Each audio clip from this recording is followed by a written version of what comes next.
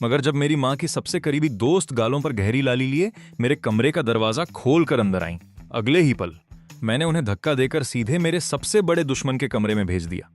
सिर्फ इसलिए क्योंकि अपने पिछले जन्म में मैं अपनी माँ की उस बेहद खूबसूरत सहेली पर बुरी तरह लट्टू था। उसने जरूरत से ज्यादा शराब पी रखी थी और नशे में मुझे खींचकर अपने बेडरूम में ले गई थी। अगले दिन जब हम रंगे हाथों पकड़े गए तो हमारी शादी वाले दिन ही मुझे जबरन उनसे शादी करनी पड़ी। उसके बचपन के प्रेमी का दिल टूट गया और एक बेकाबू कार की टक्कर से उसकी दर्दनाक मौत हो गई। वह मौके पर ही दम तोड़ गया। आखिरी सांस लेने से ठीक पहले उसने मिकाई को एक आखिरी मैसेज भेजा, अगले जन्म में हम साथ होंगे। उस पल के बाद से मुझे लगा मानो मिकाई एक पूरी तरह अजनबी इंसान बन गई हो। उसने बड़े ठंडे अंदाज में फेंगयुआन का अंतिम संस्कार संभाला, पत्थर दिल होकर मुझसे शादी की और साफ कह दिया कि उसे अभी बच्चे नहीं चाहिए। जब मेरा एक भयानक कार एक्सीडेंट हुआ और मैं ऑपरेशन टेबल पर आखिरी सांसें गिन रहा था, तब डॉक्टर ने उसे फोन किया तो उसने बस इतना कहा, उसके मरते ही मुझे बता देना। उस पल कड़वा सच मेरे सामने आ गया। मिकाई मुझसे नफरत करती थी, वह मुझसे शादी करने से चिढ़ती थी और फेंगयुआन की मौत के लिए मुझे जिम्मेदार मानती थी। जैसे ही उस सर्जिकल बेड पर मेरी जान निकली, पुरानी यादें बिजली की तरह मेरे पूरे वजूद में दौड़ गईं। जब मैंने आखिर में अपनी आंखें खोली तो मैं सचमुच उसी कॉकटेल पार्टी वाली रात में वापस आ चुका था। इस वक्त मिकाई का होश धीरे धीरे धुंधला होने लगा था। बिना एक पल की देरी के मैंने अपने बैग से फोन निकाला और फौरन फेंगयुआन का नंबर डायल कर दिया। 10 मिनट बाद फेंगयुआन घबराहट में दौड़ता हुआ वहां पहुंचा। मैंने आगे बढ़कर उसका हाथ पकड़ा। मैं जानता हूं तुम और मिकाई एक दूसरे से बेइंतहा प्यार करते हो, बस तुम्हें इजहार करने का मौका नहीं मिला। वह नशे में धुत है, उसे तुम्हारी देखभाल की जरूरत है। यह अपनी भावनाएं जाहिर करने का सबसे सही मौका है। फेंगयुआन को फोन आने पर ही शक हो गया था, लेकिन मेरी बात में ऐसी पक्की सच्चाई सुनकर उसके चेहरे के भाव बदल गए। उसे लगा कि कहीं यह कोई गहरी साजिश तो नहीं। तुम और मो, क्या तुम मिकाई के लिए पूरी तरह पागल नहीं हो? उसकी बेपसी का फायदा उठाने के बजाय तुमने मुझे यहां मैचमेकर बनने के लिए बुलाया है? तुम आखिर क्या खेल खेल रहे हो? उसके ये शब्द सुनते ही मेरे चेहरे पर एक फीकी सी मुस्कान आ गई। यह वाकई अजीब विडंबना थी। मिकाई के पीछे मेरी दीवानगी की खबरें पूरे शहर में मशहूर थीं। तब मुझे लगता था कि अपनी मेहनत से मैं उम्र और स्टेटस की खाई को पाट लूंगा। अब समझ आया कि अगर वो मुझसे प्यार ही नहीं करती तो मेरी कुर्बानी का कोई मोल नहीं। यह सब बस जीवन भर के दुख का एक छोटा रास्ता था। मैंने अपने पिछले जीवन में पहले ही बहुत बड़ी गलती कर दी थी। क्या एक तरफा प्यार मेरी अपनी जान से भी ज्यादा कीमती है? मैंने धीरे से सिर हिलाया। अब मुझे कोई परवाह नहीं, मैं दोबारा उसके लिए कभी महसूस नहीं करूंगा। जैसे ही ये शब्द मेरे होठों से निकले, कमरे के अंदर से मिकाई की दबी दबी आवाज आई। फेंगयुआन ने बेडरूम के दरवाजे की तरफ देखा। उसकी आंखों की गहराई में हिचकिचाहट साफ झलक रही थी। आखिरकार फेंगयुआन मेरी बातों से कायल हो गया। उसने दांत पीसते हुए मुझसे कहा, तो फिर तुम अब तक यहां क्यों खड़े हो? क्या तुम इस तमाशे को करीब से देखना चाहते हो? मेरा बदन एक पल के लिए अकड़ गया, फिर मैं उसे अंदर जाने देने के लिए एक तरफ हट गया। जैसे ही फेंगयुआन का हाथ मिकाई के चेहरे को सहलाने के लिए आगे बढ़ा, मैंने बिना किसी झिझक के दरवाजा जोर से बंद कर दिया। ऐसा लगा जैसे मेरी रूह से ताकत का आखिरी कतरा भी बाहर निकल गया हो। मैं दीवार के सहारे फिसलते हुए नीचे फर्श पर गिर गया। मेरी आंखों से बेतहाशा आंसू छलक पड़े। फिर भी उस दर्द के नीचे मुझे एक अजीब सी आजादी महसूस हुई। आखिरकार मैं अपने पिछले जीवन की उस त्रासदी से मुक्त हो गया। मैंने जल्दी जल्दी अपने चेहरे के आंसू पोंछे और लड़खड़ाते हुए अपने कमरे की सुरक्षा की ओर भागा। उस पूरी रात मेरी आंखों में एक पल की भी नींद नहीं आई। तड़के सुबह मेरा फोन अचानक वाइब्रेट हुआ। युमो, क्या तुम विदेश आकर अपनी मां के साथ रहना चाहते हो? सालों पहले जब यून ग्रुप ने विदेश में अपना कारोबार फैलाने का सोचा तो मेरी मां अकेली ही विदेश चली गई। उसे डर था कि वह मुझे पालने के लिए वक्त नहीं निकाल पाएगी। उसने मुझे अपनी छोटी सहेली मिकाई की देखरेख में छोड़ दिया और वह साथ कई सालों तक चला। उस दौरान मुझे उससे बेपना प्यार हो गया। उसके बाद भी जब यून ग्रुप का बिजनेस विदेश में सेटल हो गया और मेरी मां ने मुझे कई बार वापस बुलाने की कोशिश की, मैंने हर बार जिद में मना कर दिया। पर अब मिकाई और फेंगयुआन का मिलन हो चुका है तो अब मेरा यहां से चले जाना ही बेहतर है। यह सोचते हुए मैंने गहरी सांस ली। मां, मैं आ रहा हूं, मैं तैयार हूं। मेरी मां को इस अचानक बदलाव की उम्मीद नहीं थी। फोन के दूसरी तरफ उनकी आवाज खुशी से भर गई। बेटा, आखिरकार तुम्हें अक्ल आ ही गई। मैं तुम्हें सालों से यही कह रही थी। मिकाई तुम्हारे लिए कभी सही इंसान नहीं थी। एक तरफा जुनून हमेशा तबाही की तरफ ले जाता है। प्यार की चाहत रखना गलत नहीं है, लेकिन तुम्हें सही इंसान चुनना होगा। मैंने तुम्हारे लिए एक मंगेतर ढूंढी है जो तुम्हारे ही सरनेम की है। जब तुम विदेश आओ तो उसके साथ वक्त बिताओ। किसी नए के साथ शुरुआत करना ही हमेशा सही फैसला होता है। मां की बातें सुनकर मेरी सूजी हुई आंखें फिर से भर आईं। पिछले जन्म में उन्होंने मुझसे यही मिन्नत की थी, पर मैं एक जिद्दी मूर्ख था जिसने किसी की नहीं सुनी और अपनी पूरी जिंदगी एक सपने में गंवा दी। मैंने अपनी हथेली को जोर से दबाया और एक फीकी मुस्कान चेहरे पर लाई। माँ, मैं आप जैसा कहेंगी वैसा ही करूंगा। मैं अभी इमिग्रेशन के कागजात तैयार करवाता हूँ। फोन रखने के बाद मैंने चेहरा साफ किया और दस्तावेज लेकर बाहर निकलने लगा। पर जैसे ही मैंने दरवाजा खोला, मेरी टक्कर सामने खड़ी महिला से हो गई। वे हॉलवे में थे। मिकाई की गर्दन पर बने निशान मेरी आंखों के सामने चमक उठे। हालांकि मुझे लगा था कि मैं तैयार हूं, पर फिर भी मेरी नजरें खुद ब खुद हट गईं। मिकाई की तेज नजरें इस झिझक को ताड़ गईं और मेरी सूजी हुई लाल आंखों देखकर उसने फौरन गलत मतलब निकाल लिया। उसकी आवाज बहुत ठंडी थी, जिसमें एक सख्त चेतावनी छिपी थी।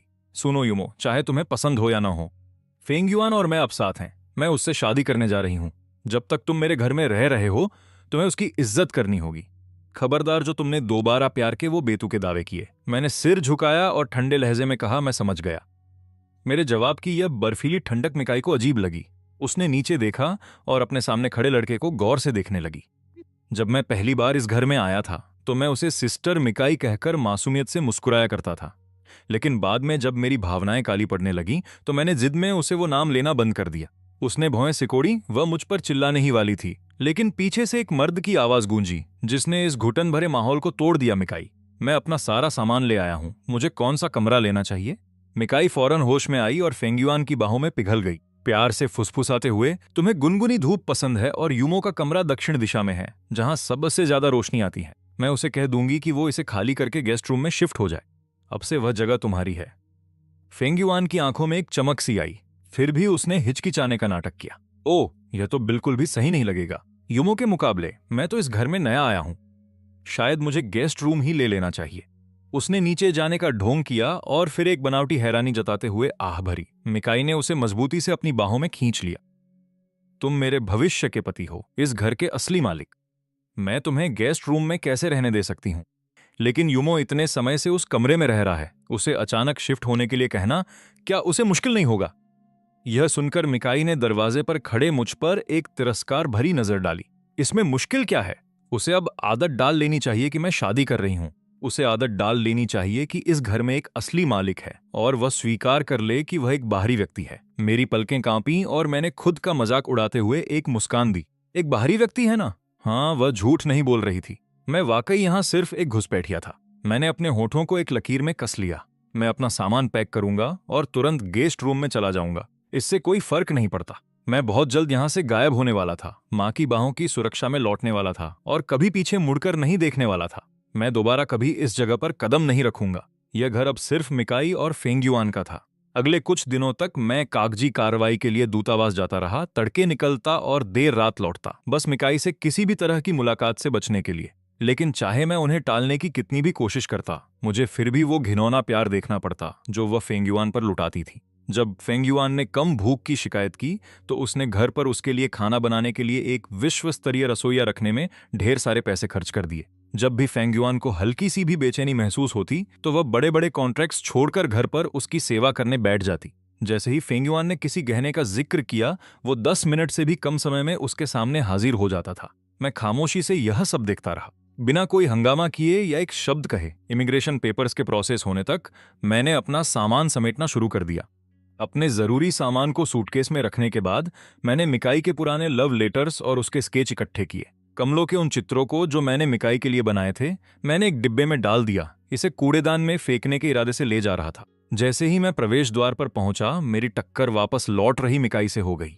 फेंगयुआन के लिए मिठाई खरीदने के बाद मैंने ऐसा बर्ताव किया जैसे वह अदृश्य हो, अपनी नजरें सामने टिकाकर आगे बढ़ने की कोशिश की।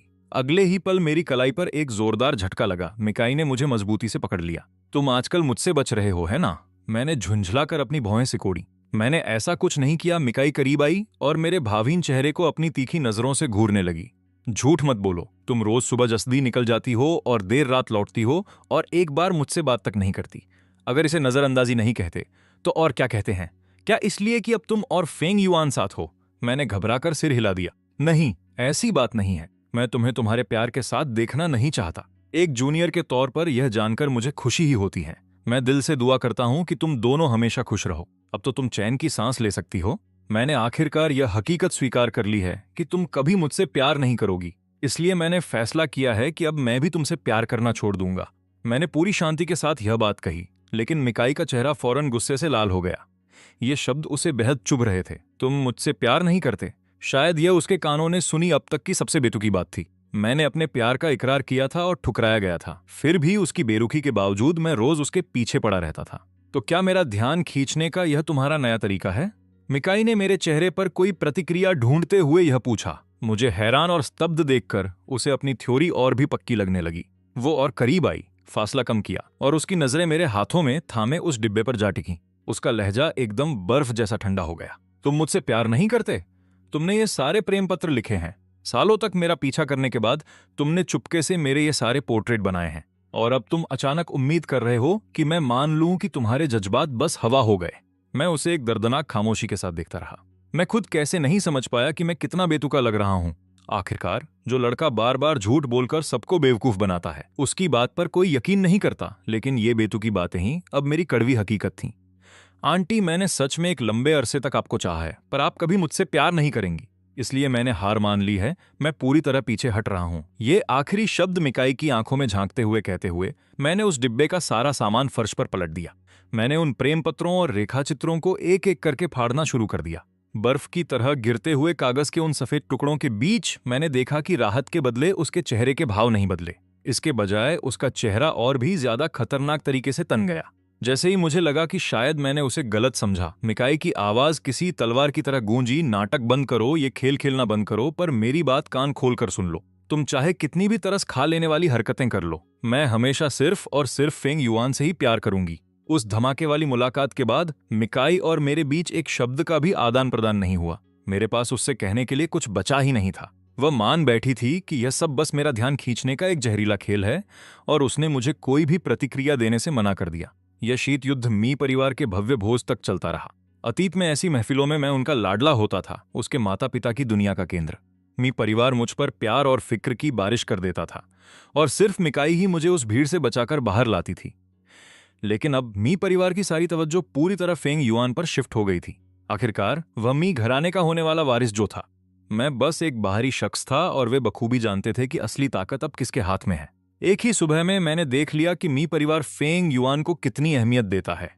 मी परिवार का लेजेंडरी जेड पेंडेंट खुद मिसेज मी ने उसके कमर पर बांधा था। जैसे ही उसने घर की दहलीज पार की, जहां तक उस पवित्र जेड की बात है, मैंने तो अपने पिछले जन्म में उसकी एक झलक तक नहीं देखी थी। जब दावत शुरू हुई तो परिवार ने खुलेआम चर्चा शुरू कर दी। शादी की तारीख को लेकर बातचीत हुई और भोज खत्म होने तक शादी पक्की हो चुकी थी।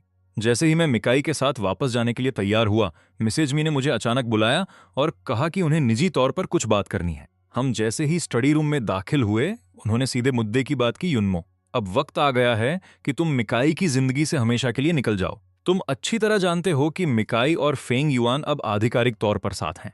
अगर तुम यहां टिके रहने की जिद करोगे तो मिकाई को अंतहीन मुसीबतें देने और खुद को तमाशा बनाने के अलावा आखिर तुम हासिल क्या करना चाहते हो? मिसेज मी ने मेरे प्रति अपनी नफरत छिपाने की कोई कोशिश नहीं की। मेरे सीने में कड़वाहट की एक अजीब लहर दौड़ गई। कभी एक वक्त था जब मिसेज मी मुझे वाकई बहुत प्यार करती थी, लेकिन वह लगाव उस दिन खत्म हो गया जब मैंने मिकाई के सामने अपने जज्बात जाहिर किए। अब हर कोई मुझे दिमागी तौर पर बीमार समझता है, और वे सब मुझे एक शर्मनाक कलंक मानते हैं। मैंने अपने नाखून अपनी हथेलियों में गड़ा लिए। चिंता न करें, मैं जा रहा हूं। इतना कहते ही मैंने अपने बैग से इमिग्रेशन के कागजात निकाले और सीधे मिसेज मी के सामने रख दिए। मैंने कुछ दिन पहले अपनी माँ को फोन किया था और बताया कि मैं उनके साथ विदेश रहने जा रहा हूँ। उन्होंने मेरे लिए रिश्ता भी तय कर दिया है। मैं अब से आंटी मी से बहुत दूर रहूंगा। मैं उन्हें अब कभी परेशान नहीं करूंगा। मिसेज मी ने इमिग्रेशन के कागजात लिए और उन्हें बार बार परखा। तब जाकर उनके सख्त चेहरे पर थोड़ी नरमी आई। देखना, अपनी बात पर कायम रहना। मैंने मिसेज मी के जाने का इंतजार किया ताकि मैं चैन की सांस ले सकूं। मैंने कागजात वापस बैग में रखे और जाने के लिए तैयार हुआ, लेकिन जैसे ही मैं खड़ा हुआ, मेरी नजरें दरवाजे पर खड़ी मिकाई से जा टकराईं। तुम आखिर किससे दूर रहने की बात कर रहे हो? मेरा दिमाग पल भर में सुन्न हो गया। मुझे नहीं पता था कि उसने हमारी बातचीत का कितना हिस्सा सुना है, लेकिन मेरे सर्वाइवल इंस्टिंक्ट ने मुझे चेतावनी दी कि उसे मेरे देश छोड़ने की भनक भी नहीं लगनी चाहिए। इसलिए मैंने बस सिर हिला दिया, किसी से नहीं। शायद तुमने गलत सुना होगा। उसके बाद मैंने उसकी तरफ दोबारा नहीं देखा और उसे पार कर बाहर निकलने की कोशिश की। तभी पीछे से मिकाई की आवाज गूंजी, मुझे पता है कि तुम विदेश नहीं जाना चाहते। भले ही फेंग युआन और मेरी शादी हो जाए, पर तुम्हें अपना सामान बांधकर जाने की कोई जरूरत नहीं है। तुम्हारी माँ और मैं गहरी सहेलियां हैं। मैं ताउम्र तुम्हारी जिम्मेदारी उठाने को तैयार हूं। उन शब्दों ने मेरी आंखों को हैरानी से भर दिया। यहां तक कि फेंग युआन जो उसे ढूंढते हुए आया था वह भी पत्थर की मूरत बन गया। जब फेंग युआन की नफरत भरी जहरीली नजरों ने मुझे आर पार देखा, तब कहीं जाकर मैं हकीकत में वापस आया। मैं उस जगह से जैसे धुंध में ओझल हो गया। मिकाई के कहे उन शब्दों ने मेरे दिल में कभी कोई जगह नहीं बनाई। मैं सिर्फ अपने इमिग्रेशन कागजात पूरे करने में लगा था ताकि मैं यहां से निकल सकूं। लेकिन फेंग युआन मुझे इतनी आसानी से जाने देने वाला नहीं था। एक दिन फेंग युआन ने मुझे जबरदस्ती शॉपिंग पर चलने के लिए मना लिया। हालांकि कार में बैठने के कुछ ही देर बाद मुझे किसी नशीली चीज ने सुला दिया। जब मैंने अगली बार आंखें खोली तो खुद को समुद्र किनारे एक चट्टान पर कसकर बंधा हुआ पाया। मेरे ठीक बगल में फेंग युआन भी उसी तरह बंधा हुआ था। मैंने हताशा में संघर्ष किया, पूछना चाहा कि क्यों, लेकिन मुंह पर चिपकी टेप ने मेरी हर चीख को घोंट दिया। मेरी आवाज बस दर्दनाक दबी हुई सिसकियों में बदल गई। फेंग युआन ने शायद मेरी आंखों की उलझन को पढ़ लिया और एक ठंडी मुस्कान दी। मैं तुम्हें किडनैप नहीं करना चाहता था, लेकिन उस दिन मिकाई के शब्दों ने मुझे चैन से नहीं सोने दिया। मुझे बस एक बार और हमेशा के लिए साबित करना है कि उसके लिए कौन ज्यादा मायने रखता है। ये शब्द सुनकर मेरे रूह पर गहरे सन्नाटे की एक लहर छा गई। अब साबित करने को बचा ही क्या था? क्या जवाब पहले से ही दर्दनाक हद तक साफ नहीं था? जल्द ही किडनैपर के संदेश से सावधान होकर मिकाई वहां पहुंच गई। 2 भारी सूटकेस जिनमें नकदी भरी थी, उन्हें पटकते हुए वह चिल्लाई, मैं पैसे ले आई हूं, अब उन्हें रिहा कर दो। लेकिन किडनैपर्स जो फेंग युआन के गुप्त इशारों पर काम कर रहे थे, वे पूरी तरह बेअसर रहे। उन्होंने बस खिंचते हुए कहा, सीयोमी, मैंने इन दोनों को सिर्फ पैसों के लिए किडनैप नहीं किया है। मिकाई के चेहरे के भाव फौरन बदल गए। उसका रुआब मौत जैसा ठंडा हो गया। तुम्हारा क्या मतलब है? किडनैपर ने हमारे कंधों पर हाथ रखा और एक शैतानी मुस्कान दी। मैंने सुना है कि इन 2 आदमियों में से एक तुम्हारी सहेली का बेटा है और दूसरा तुम्हारा मंगेतर है। तुम सिर्फ एक को बचा सकती हो, दूसरा समुद्र में शार्क का निवाला बनेगा। अपना फैसला चुनो। उसने रस्सी थोड़ी ढीली की। हम दोनों खाई के ऊपर लटके हुए ऐसे लग रहे थे जैसे बस नीचे गहराई में गिरने ही वाले हैं। मिकाई, मुझे बचा लो, मैं मरना नहीं चाहता। मिकाई का दिल एक पल के लिए धड़कना भूल गया और वह घबरा गई। हिलो मत फेंग युआन। जवाब पहले से ही साफ था। किडनैपर ने आखिरकार एक संतुष्ट मुस्कान दी। यहां तक कि फेंग युआन जो डरे हुए शिकार का नाटक कर रहा था, उसने भी राहत की सांस ली। उसने मिकाई की तरफ गहरी जज्बाती कृतज्ञता के साथ देखा। लेकिन मिकाई की आंखें खुद ब खुद मेरी ओर मुड़ गईं। उसे उम्मीद थी कि मैं टूट चुका हूंगा, निराशा में डूब रहा हूंगा। लेकिन मेरा चेहरा शांति का एक भावहीन मुखौटा था। मेरे चेहरे पर वो खौफनाक सुकून देखकर उसे अचानक घबराहट हुई। पर इससे पहले कि वह कुछ बोल पाती, आजाद हुआ फेंग युआन सिसकते हुए उसके गले लग गया। उसने इंस्टिंक्टिवली अपने महबूब को कसकर आगोश में ले लिया। पर अगले ही पल मिकाई की पुतलियां खौफ से फैल गईं। मेरी रस्सी उसी समय काट दी गई और मेरा शरीर सीधे समुद्र की अंधेरी गहराई में गिर गया। धप, बर्फीले समुद्री पानी ने मुझे पूरी तरह निगल लिया। अनगिनत लहरों ने मुझे नोचा और मुझे खालीपन में घसीट ले गईं। मैंने सतह पर वापस आने के लिए हाथ पांव मारने की कोशिश की, लेकिन हड्डियों तक थकान ने मेरे अंगों को धीरे धीरे सुन्न कर दिया। आखिरकार मेरी पलकें भारी हो गईं और मैं पूरी तरह अंधेरे में समा गया। जब मुझे अस्पताल में होश आया तो मैंने मिकाई को अपने बिस्तर के पास सर झुकाए बैठे देखा। उसकी सूजी हुई लाल आंखें इस बात का सबूत थीं कि उसने दिनों तक मेरी देखभाल की थी। लेकिन अब मुझे उसकी सुरक्षा की चाह नहीं थी। हम एक अनंत काल तक एक दूसरे को देखते रहे, एक भारी दम घोंटने वाली खामोशी में डूबे हुए। मैं पहला था जिसने चुप्पी तोड़ी। आंटी मी, आपको यहां रुकने की जरूरत नहीं है। जाकर फेंग युआन को देखिए, उसी को आपकी वाकई जरूरत है। क्या आपको लगा कि मैंने अपनी बात साफ नहीं कही? मैंने एक आखिरी वाक्य जोड़ा, मैं अब अपना ख्याल खुद रख सकता हूं। काई स्तब्ध होकर जम गया। मेरी अस्पताल से छुट्टी वाले दिन उसने जाते जाते मुझे एक उलझी हुई रहस्यमयी नजरों से काफी देर तक देखा। यह इत्तेफाक था कि वह दिन फंगुआन का जन्मदिन था, क्योंकि आधिकारिक तौर पर जोड़े के रूप में वह उनका पहला जन्मदिन था। मेरे काई ने जश्न में पानी की तरह पैसा बहाया। फ्रांस से 10,000 गुलाब मंगवाए गए थे। पूरा कार्यक्रम स्थल फूलों से ढका हुआ था। महंगे तोहफों के ढेर कोनों में फेंक दिए गए थे और प्रवेश द्वार से बॉल रूम तक के रास्ते पर खुशहाल जोड़े की तस्वीरें लगी थीं। रात के आसमान में जगमगाती आतिशबाजी के बीच दावत अपने चरम पर पहुंच गई।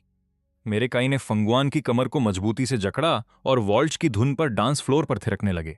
उसी दौरान उनके पीछे लगी विशाल एलईडी स्क्रीन पर उनके रोमांटिक पलों का वीडियो लगातार चल रहा था।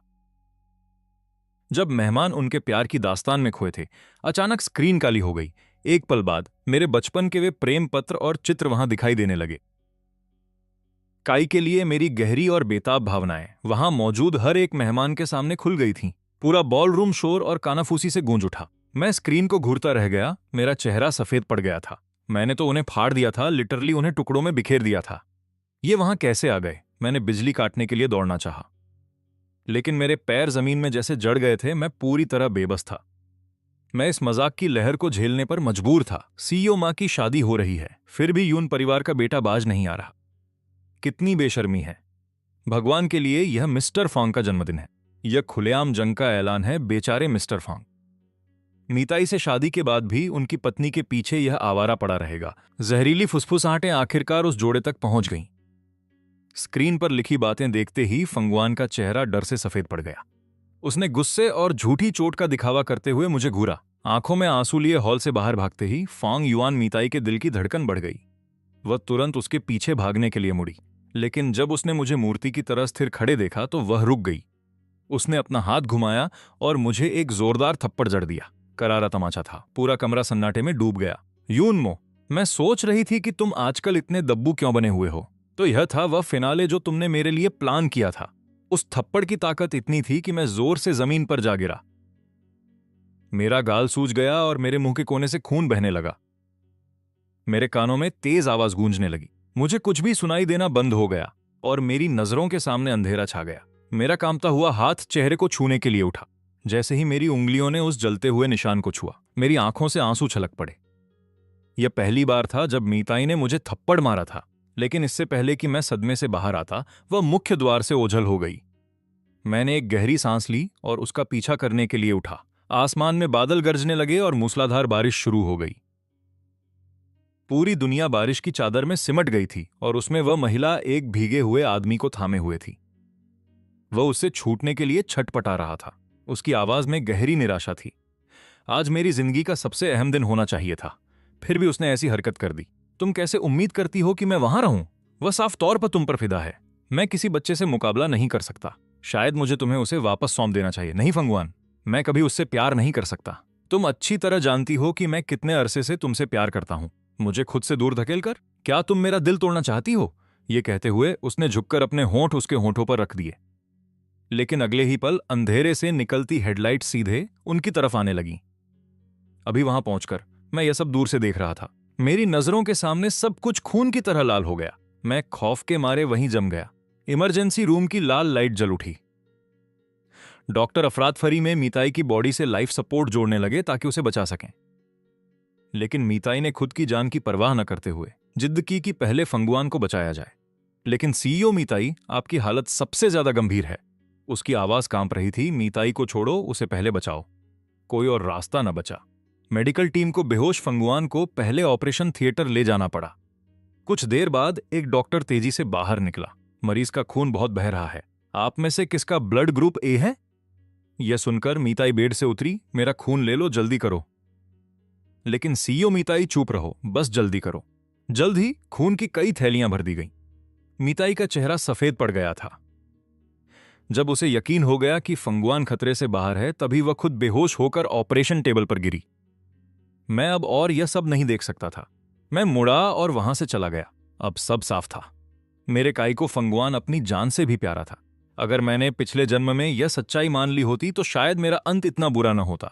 इस जन्म में मैंने सब बदलने की कोशिश की, फिर भी फंगुआन का भयानक एक्सीडेंट हुआ, और वह सब मेरे उन पत्रों और चित्रों की वजह से। मुझे पक्का पता है मैंने उन्हें फाड़ दिया था। सिर्फ फंगुआन ही था जो उन्हें जोड़कर पब्लिक में लीक कर सकता था। पर क्यों? वह इतनी हद तक क्यों गिर गया? मैं 3 दिन तक सदमे में घर में कैद रहा। आखिरकार काई की अस्पताल से छुट्टी हुई। घर लौटते ही सबसे पहले उसने बॉडीगार्ड्स को मुझे वॉक इन फ्रीजर में फेंकने का हुक्म दिया। अंदर फेंकते ही एक बर्फीली ठंड मेरे बदन में दौड़ गई। सफेद बर्फ को घूरते हुए मैंने एक खोखली हंसी हंसी। मुझे याद भी नहीं आखिरी बार इतनी ठंड कब लगी थी। बचपन में एक बार बर्फीली झील में गिरने के बाद मेरी सेहत नाजुक हो गई थी और मुझे ठंड से बहुत दिक्कत होती थी। विला में हमेशा हीटर चलते थे, जैसे हमेशा बाहर का मौसम हो। मगर अब मीताई मेरी कमजोरी का इस्तेमाल मुझे सजा देने के लिए कर रही थी। मैं सुकड़कर बैठ गया, बस एक छोटी सी गर्माहट के लिए तरस रहा था। लेकिन सब बेकार था। मैं धीमी सिसकियां भर रहा था। बाहर के नौकर भी न देख सके। एक ने फुसफुसा कर कहा, यंग मास्टर यून, अपनी ईगो छोड़ो, सिर झुकाओ और यंग लेडी से माफी मांग लो। इस सेहत के साथ तुम यहां कैसे जिंदा रहोगे? मेरी आंखों में आंसू भर आए। पिछले जन्म में मैं विलेन था, मैं मानता हूं, लेकिन इस जन्म में मैंने कुछ गलत नहीं किया। तो मुझे किस बात की माफी मांगनी चाहिए? वैसे भी मीताई का दिल फांग युआन के लिए है। वह मेरी बात कभी नहीं सुनेगी। ठंडी हवाएं तेज होती गईं। मेरी पलकों पर बर्फ जमने लगी और मेरा दिल धड़कना धीमा हो गया।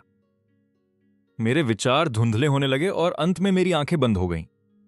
मैं बेहोशी की गहरी खाई में गिर गया। जब मुझे होश आया, मैं अपने बेडरूम में था। मीताई मेरे पास खड़ी थी। उसका चेहरा पत्थर की तरह सख्त था। जो तबाही तुमने मचाई है उसके बाद तुम्हें 3 दिन और बंद रहना चाहिए था, पर फोंग युआन बहुत दयालु है। वह कोई दुश्मनी नहीं रखना चाहता। उसने ही मुझे तुम्हें छोड़ने के लिए कहा। मुझे पता है तुम अभी भी मुझ पर फिदा हो, पर एक बात याद रखना, मुझसे 2 साल छोटे लड़के से प्यार करना मेरे लिए नामुमकिन है। तुम और मैं, हम कभी एक नहीं हो सकते। उसके जाते ही दरवाजा जोर से बंद हो गया। बाहर बिजली कड़क रही थी। उसने मेरी सफाई सुनने का कोई मौका ही नहीं दिया। मैंने हेडबोर्ड के सहारे आंखें बंद की और लंबी सांस लेकर बुदबुदाया, मीताई, अब मैं तुमसे प्यार नहीं करता। अगले कुछ दिन घर में अफरात फरी मची रही। पूरे विला में सब मीताई और फोंग युआन की शादी की तैयारियों में व्यस्त थे। हर बारीकी पर काम हो रहा था। स्टाफ को निर्देश देते हुए फोंग युआन ने उत्साह में मेरा हाथ पकड़ा, मानो पिछली सारी कड़वाहट गायब हो गई हो। वेन्यू और सजावट लगभग पूरी हो चुकी है। बस एक बेस्ट मैन की कमी है। मुझे लगता है युन्मो को यह करना चाहिए ताकि थोड़ी खुशी महसूस कर सके। क्या पता रात खत्म होते होते तुम्हें कोई गर्लफ्रेंड ही मिल जाए। फोंग युआन के शब्द ताने से भरे थे। उसकी एक्टिंग बहुत खराब थी। मैंने उसका हाथ झटक दिया। जैसे ही मैं इनकार करने वाला था, एक ठंडी आवाज आई, उसे बेस्ट मैन नहीं बनना चाहिए। फोंग युआन और मैं पीछे मुड़े। मीताई वहां खड़ी थी। और ऐसा क्यों? फेंग युआन ने उसके इनकार से हैरान होकर पूछा। मिकाई खामोश रही। उसकी नजरें मेरी तरफ घूमी। हाल ही में मैं काफी आज्ञाकारी हो गया था। अब उसे परेशान नहीं कर रहा था। फिर भी मेरे गर्लफ्रेंड ढूंढने के ख्याल मात्र से ही उसके अंदर एक अजीब सी घुटन भरी झुंझलाहट पैदा हो गई। वह इसकी वजह तक नहीं बता पा रही थी। मिकाई खामोश खड़ी रही। जब वह कोई बहाना ढूंढ रही थी तो मैंने अपनी बात रखी, मैं छोटे भाई जैसा हूं। बेस्ट मैन बनना मेरे लिए सही नहीं होगा। सच तो यह है कि मैं जल्द ही विदेश जा रहा हूं। वैसे भी मेरा इस शादी में शामिल हो पाना नामुमकिन है। मिकाई ने मेरी बात मानकर सिर हिलाया और फेंग युआन ने आखिरकार वह बात वहीं छोड़ दी। मैंने राहत की सांस ली और जाने के लिए मुड़ गया। तभी मैंने उसे कहते सुना, क्योंकि यूमो बेस्ट मैन नहीं बन सकता तो अपनी सच्ची शुभकामनाएं दिखाने के लिए तुम मुझे वह सूट क्यों नहीं दे देते, वही वाला जिसे तुमने खुद डिजाइन किया है। मैं तो उस पर पूरी तरह फिदा हूं। मैंने मिकाई की तरफ देखा। मैंने वह सूट उतनार साल की उम्र में डिजाइन किया था। इसने डिजाइन प्रतियोगिताओं में प्रतिष्ठित पुरस्कार जीते हैं। कुलीन परिवारों के अनगिनत वारिसों ने इसे खरीदना चाहा अपनी शादी में पहनने के लिए, लेकिन मैंने मना कर दिया, क्योंकि वह सूट मेरे भविष्य की एक ऐसी निधि थी जिसे मैं अपने जीवन के सच्चे प्यार से शादी करते वक्त पहनने वाला था। मिकाई उसका मतलब जानती थी, लेकिन वह फेंग युआन को निराश नहीं करना चाहती थी। इसलिए उसने कहा, युमो, अगर तुम मुझे एक कपड़े का टुकड़ा बेच दो तो मैं तुम्हारी हर मांग मान लूंगी, चाहे वो कुछ भी हो। मैंने अपने होंठ थोड़े सिकोड़े। इसकी कोई जरूरत नहीं है। भाई, फेंग युआन सही कह रहे हैं। मुझे वाकई तुम दोनों को बधाई देनी चाहिए। अगर ऐसी बात है तो इसे सूट नहीं, तुम दोनों के लिए मेरी तरफ से शादी का एक छोटा सा तोहफा समझो। मैंने तुरंत बुटीक को कॉल किया और कर्मचारियों से वह परिधान मंगवा लिया। मैंने उसे अपने हाथों से फेंग युआन को थमा दिया। फेंग युआन सूट को पकड़कर उसे पहनने की खुशी में फिटिंग रूम की तरफ दौड़ पड़ा। मैंने उसके जाते हुए कदमों को खाली नजरों से देखा, फिर न दुख न खुशी के साथ अपने कमरे की तरफ लौट आया। सिर्फ मिकाई पीछे खड़ी थी, जो गहरी सोच में डूबी मेरी पीठ को घूर रही थी। आधी रात को मैं अपने कमरे में सामान पैक कर रहा था। मेरे बैग लगभग तैयार थे। मेरे कागजात करीब करीब पूरे हो चुके थे और मैं बहुत जल्द गायब होने वाला था। जैसे ही मैंने अपना सूटकेस छिपाया और सोने की तैयारी की, मेरे कमरे का दरवाजा जोर से लात मारकर खोल दिया गया। मिकाई अंदर आई। मेरी कलाई को जोर से दबाते हुए मुझे लेक्चर देने लगी। तुमने उस सूट के साथ कौन सा जाल बिछाया था? फेंग युआन ने उसे बस 1 सेकंड के लिए पहना और अब उसका पूरा शरीर खुजली से पागल हो रहा है और भयंकर लाल चकत्ते पड़ गए हैं। युमो, क्या तुम सच में उसे मारना चाहते हो? लैंप की मंद रोशनी में मिकाई की गुस्से से भरी नजरों ने मुझे आर पार देख लिया, जो किसी तलवार से भी तेज मुझे टुकड़ों में बांटने की धमकी दे रही थी। मैंने घबराहट में सिर हिलाया। मैंने कभी उस सूट को छुआ तक नहीं। मेरे लिए उसे खराब करना नामुमकिन था और मुझे उसे नुकसान पहुंचाने की कोई वजह नहीं है। मिकाई का चेहरा एक ठंडी तीव्रता से काला पड़ गया और उसने मुझे जोर से बिस्तर पर पटक दिया। उसकी आंखें जमी हुई तारों की तरह ठंडी और निर्दयी थीं। उसकी आवाज जहर से भरी हुई थी। कोई वजह नहीं युमो। मैं जानती हूं कि तुमने मुझसे अपना जुनून कभी नहीं छोड़ा, लेकिन सारी चीजों को छोड़कर तुम्हें फेंग युआन को निशाना नहीं बनाना चाहिए था। तुम्हें भगवान से प्रार्थना करनी चाहिए कि वह ठीक हो जाए, क्योंकि अगर नहीं, इससे पहले कि मिकाई अपनी धमकी पूरी कर पाती, किसी ने कमरे में घुसकर कहा, मैडम, सब बहुत बुरा हो गया। मिस्टर फेंग युआन पूरी तरह गिर पड़े हैं। उस पर नजर रखो, उसे भागने मत देना। मिकाई ने दरवाजे से बाहर भागने से पहले ये शब्द थूके। पूरी रात मी निवास जगमगाता रहा। मैं सोफे पर बैठा एक बेचैन चिंता में डूबा रहा। मेरे नाखून मेरी हथेलियों में इतने गहरे धंस गए थे कि खून निकलने लगा। फिर भी मुझे कुछ महसूस नहीं हो रहा था। मेरी आंखें दीवार पर टिकी घड़ी पर चिपकी हुई थीं। मैंने देखा कि कैसे घंटे वाली सुई आदत से लेकर सुबह 7 बजे तक घिसटती रही। ठीक घड़ी के बजते ही दरवाजे के बाहर से जल्दबाजी में कदमों की आहट सुनाई दी। मिकाई की आंखें पूरी तरह काली थीं, जो एक कातिलाना आभा से भरी हुई थीं, जिसने मेरी त्वचा पर सिहरन और खोपड़ी में झुंझुनी पैदा कर दी, और एक ठंडी दहशत मेरे पैरों से उठकर पूरे शरीर को सुन्न कर गई। मिकाई ने नौकर के हाथ से एक लंबा चाबुक छीना और मेरे पास दर्दनाक कदमों से आगे बढ़ी। जानते हो, क्या तुम्हें अंदाजा है कि फेंगयुआन मौत के कितने करीब पहुंच गया था? फेंगयुआन लगभग मर ही गया था। शुरुआती सदमा कम होने के बाद मुझे अचानक एक एहसास हुआ। मेरे पिछले जीवन में ठीक इसी समय में उस जानलेवा कार दुर्घटना का शिकार हुआ था और मर गया था। मेरे पास इस संयोग पर गौर करने का वक्त नहीं था। मिकाई को घूरते हुए, जो फेंगयुआन की निराशा निकालने के लिए मुझ पर पारिवारिक अनुशासन आजमाने को तैयार थी, मेरी आंखें जलते हुए आंसुओं से भर गईं। मैंने उस सूट को नहीं छुआ। मैंने उसे चोट पहुंचाने की कभी कोई साजिश नहीं रची। अपहरण से लेकर दावत में चिट्ठियां आने तक और आज शादी के कपड़ों वाली इस घटना तक, क्या आप वाकई नहीं देख पा रही कि यह सब कितना संदिग्ध है? अगर मैं उसे फंसाना भी चाहूं तो मैं बार बार ऐसा नहीं कर पाऊंगा, बिना पकड़े गए इतनी पूर्णता के साथ। मैंने उसे समझाने की पुरजोर कोशिश की। मुझे लगा था कि ये शब्द सुनकर हमेशा सावधान रहने वाली मिकाई इन खामियों को पकड़ लेगी। इसके बजाय वह गुस्से की एक सुनामी में डूबी हुई थी। तो तुम यह कहना चाह रहे हो कि फेंगयुआन ने तुम्हें शुरू से ही फंसाया है? वह इंसान है जिसे मैं प्यार करती हूं और जिससे मैं शादी करने वाली हूं। आखिर वो तुम्हें फंसाने के लिए झूठ क्यों गढ़ेगा? मिकाई की आवाज बर्फ की तलवार जैसी थी। यही बात तो मुझे सबसे ज्यादा उलझन में डाल रही है। मुझे सच में नहीं पता। मैं अपनी बात पूरी भी नहीं कर पाया था। तभी मिकाई का हाथ हवा में ऊंचा उठा और चाबुक मेरे शरीर पर बेरहमी से लगा, जिससे मेरी एक दर्दनाक चीख निकल गई। युमो, तुम सच में सुधरने वाले नहीं हो। मेरे चेहरे का रंग फौरन उड़ गया। मेरे होठों के कोनों पर एक कड़वी खोखली मुस्कान कांप उठी। फेंगयुआन ही वह था जिसे वो सबसे ज्यादा प्यार करती थी। मैंने उम्मीद की एक किरण क्यों पाली कि वो मेरी बात मानेगी। मैंने बचने की कोशिश की, लेकिन अंगरक्षकों ने पीछे से आकर मुझे जोर से ठंडे फर्श पर दबा दिया। युमो, क्या तुम आखिर अपनी गलती मानोगे? जैसे ही चाबुक फिर से बरसे, मिकाई की आवाज एक गड़गड़ाहट में बदल गई। गड़गड़ाहट वाली दहाड़। मैं दर्द से बुरी तरह कांप रहा था, लेकिन मैंने अपने हाथों को कसकर भींच लिया था ताकि मुंह से कोई आवाज न निकले। मेरी चुप्पी देखकर मिकाई का चाबुक एक बार फिर मेरी पीठ पर जोर से लगा। मैं तुमसे आखिरी बार पूछ रही हूं, क्या तुम अपने जुर्म कबूल करते हो? लेकिन फर्श पर पड़े हुए मैंने जोर से अपने होंठ दबा लिए और कुछ न बोलने की ठान ली। मैंने कुछ गलत नहीं किया तो फिर मैं कबूल क्यों करूं? मेरी अडिग बगावत को देखकर मिकाई ने अपना आपा पूरी तरह खो दिया। चाबुक मेरी पीठ पर एक के बाद एक बरसते रहे। जल्द ही मेरी पूरी पीठ खून और मांस का एक लोथड़ा बन गई। फिर भी मैंने गलत इकरार करने से इनकार कर दिया। आखिरकार पास खड़े बटलर से यह देखा नहीं गया। आगे बढ़कर मिकाई का चाबुक रोकते हुए बोले, मिस, अगर आप ऐसे ही जारी रखेंगी तो आप उसकी जान ले लेंगी। तब जाकर मिकाई ने अपना हाथ नीचे किया और खून से सना चाबुक एक ठंडी उदासीनता के साथ फेंक दिया। युमो, दोबारा ऐसी हरकत मत करना। मेरी ताकत खत्म हो चुकी थी। मेरा सिर फर्श से टकराया और मैं पूरी तरह बेहोश हो गया। मिकाई अगले कई दिनों तक घर वापस नहीं आई। मुझे इतनी बुरी तरह कोड़े मारे गए थे कि मैं खून से लथपथ था। दर्द इतना था कि बिस्तर से उठना भी नामुमकिन था। मैंने अपने जख्मों को अकेले ही सहते हुए कई दिन उस कमरे में बिताए। फिर कहीं जाकर मैं बिस्तर से उठकर चलने के काबिल हुआ। जिस दिन मेरे घाव भरे, इमिग्रेशन ब्यूरो ने मुझे सूचित किया कि मेरा रेजिडेंसी अप्रूव हो गया है। अब जबकि मेरा पक्का वीजा हाथ में है, मेरे पास इस घर में रुकने की कोई वजह नहीं बची है। अपने दस्तावेज लेने के बाद मैं अपनी जिंदगी के बाकी बचे सामान को पैक करने लौटा और अपना सूटकेस पकड़कर गायब होने के लिए तैयार हो गया। लेकिन जैसे ही मैं बाहर निकला, मेरी सीधी टक्कर मिकाई से हुई। युमो, तुम असल में कितने साल के हो? अभी भी ये बचकाने भागने वाले खेल खेल रहे हो? मैंने तुम्हें अनगिनत बार चेतावनी दी है। मेरे प्रति वो भावनाएं रखना तुम्हें सख्त मना है। फिर भी तुम सुधरने का नाम नहीं ले रहे। बार बार फेंगयुआन को नुकसान पहुंचाने की कोशिश कर रहे हो। तो बताओ, क्या मैं सच में गलत थी तुम्हारी इन हरकतों के लिए तुम्हें सजा देकर? मिकाई की आवाज बर्फ जैसी थी। उसके शब्द सुनकर मुझे अपनी रूह को कुचल देने वाली थकान के अलावा कुछ महसूस नहीं हुआ।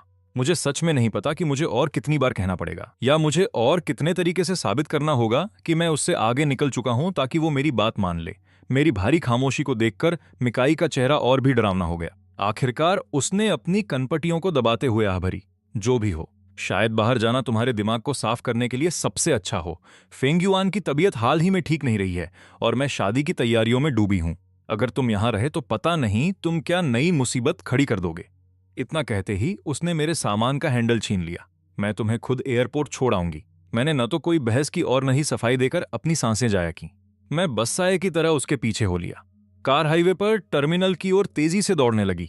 जब मैं चुपचाप अपना सामान उठाकर कार से उतरा तो उसने आखिरकार एक अकेला सवाल पूछने की जहमत उठाई। तुमने किस जगह के लिए टिकट बुक किया है?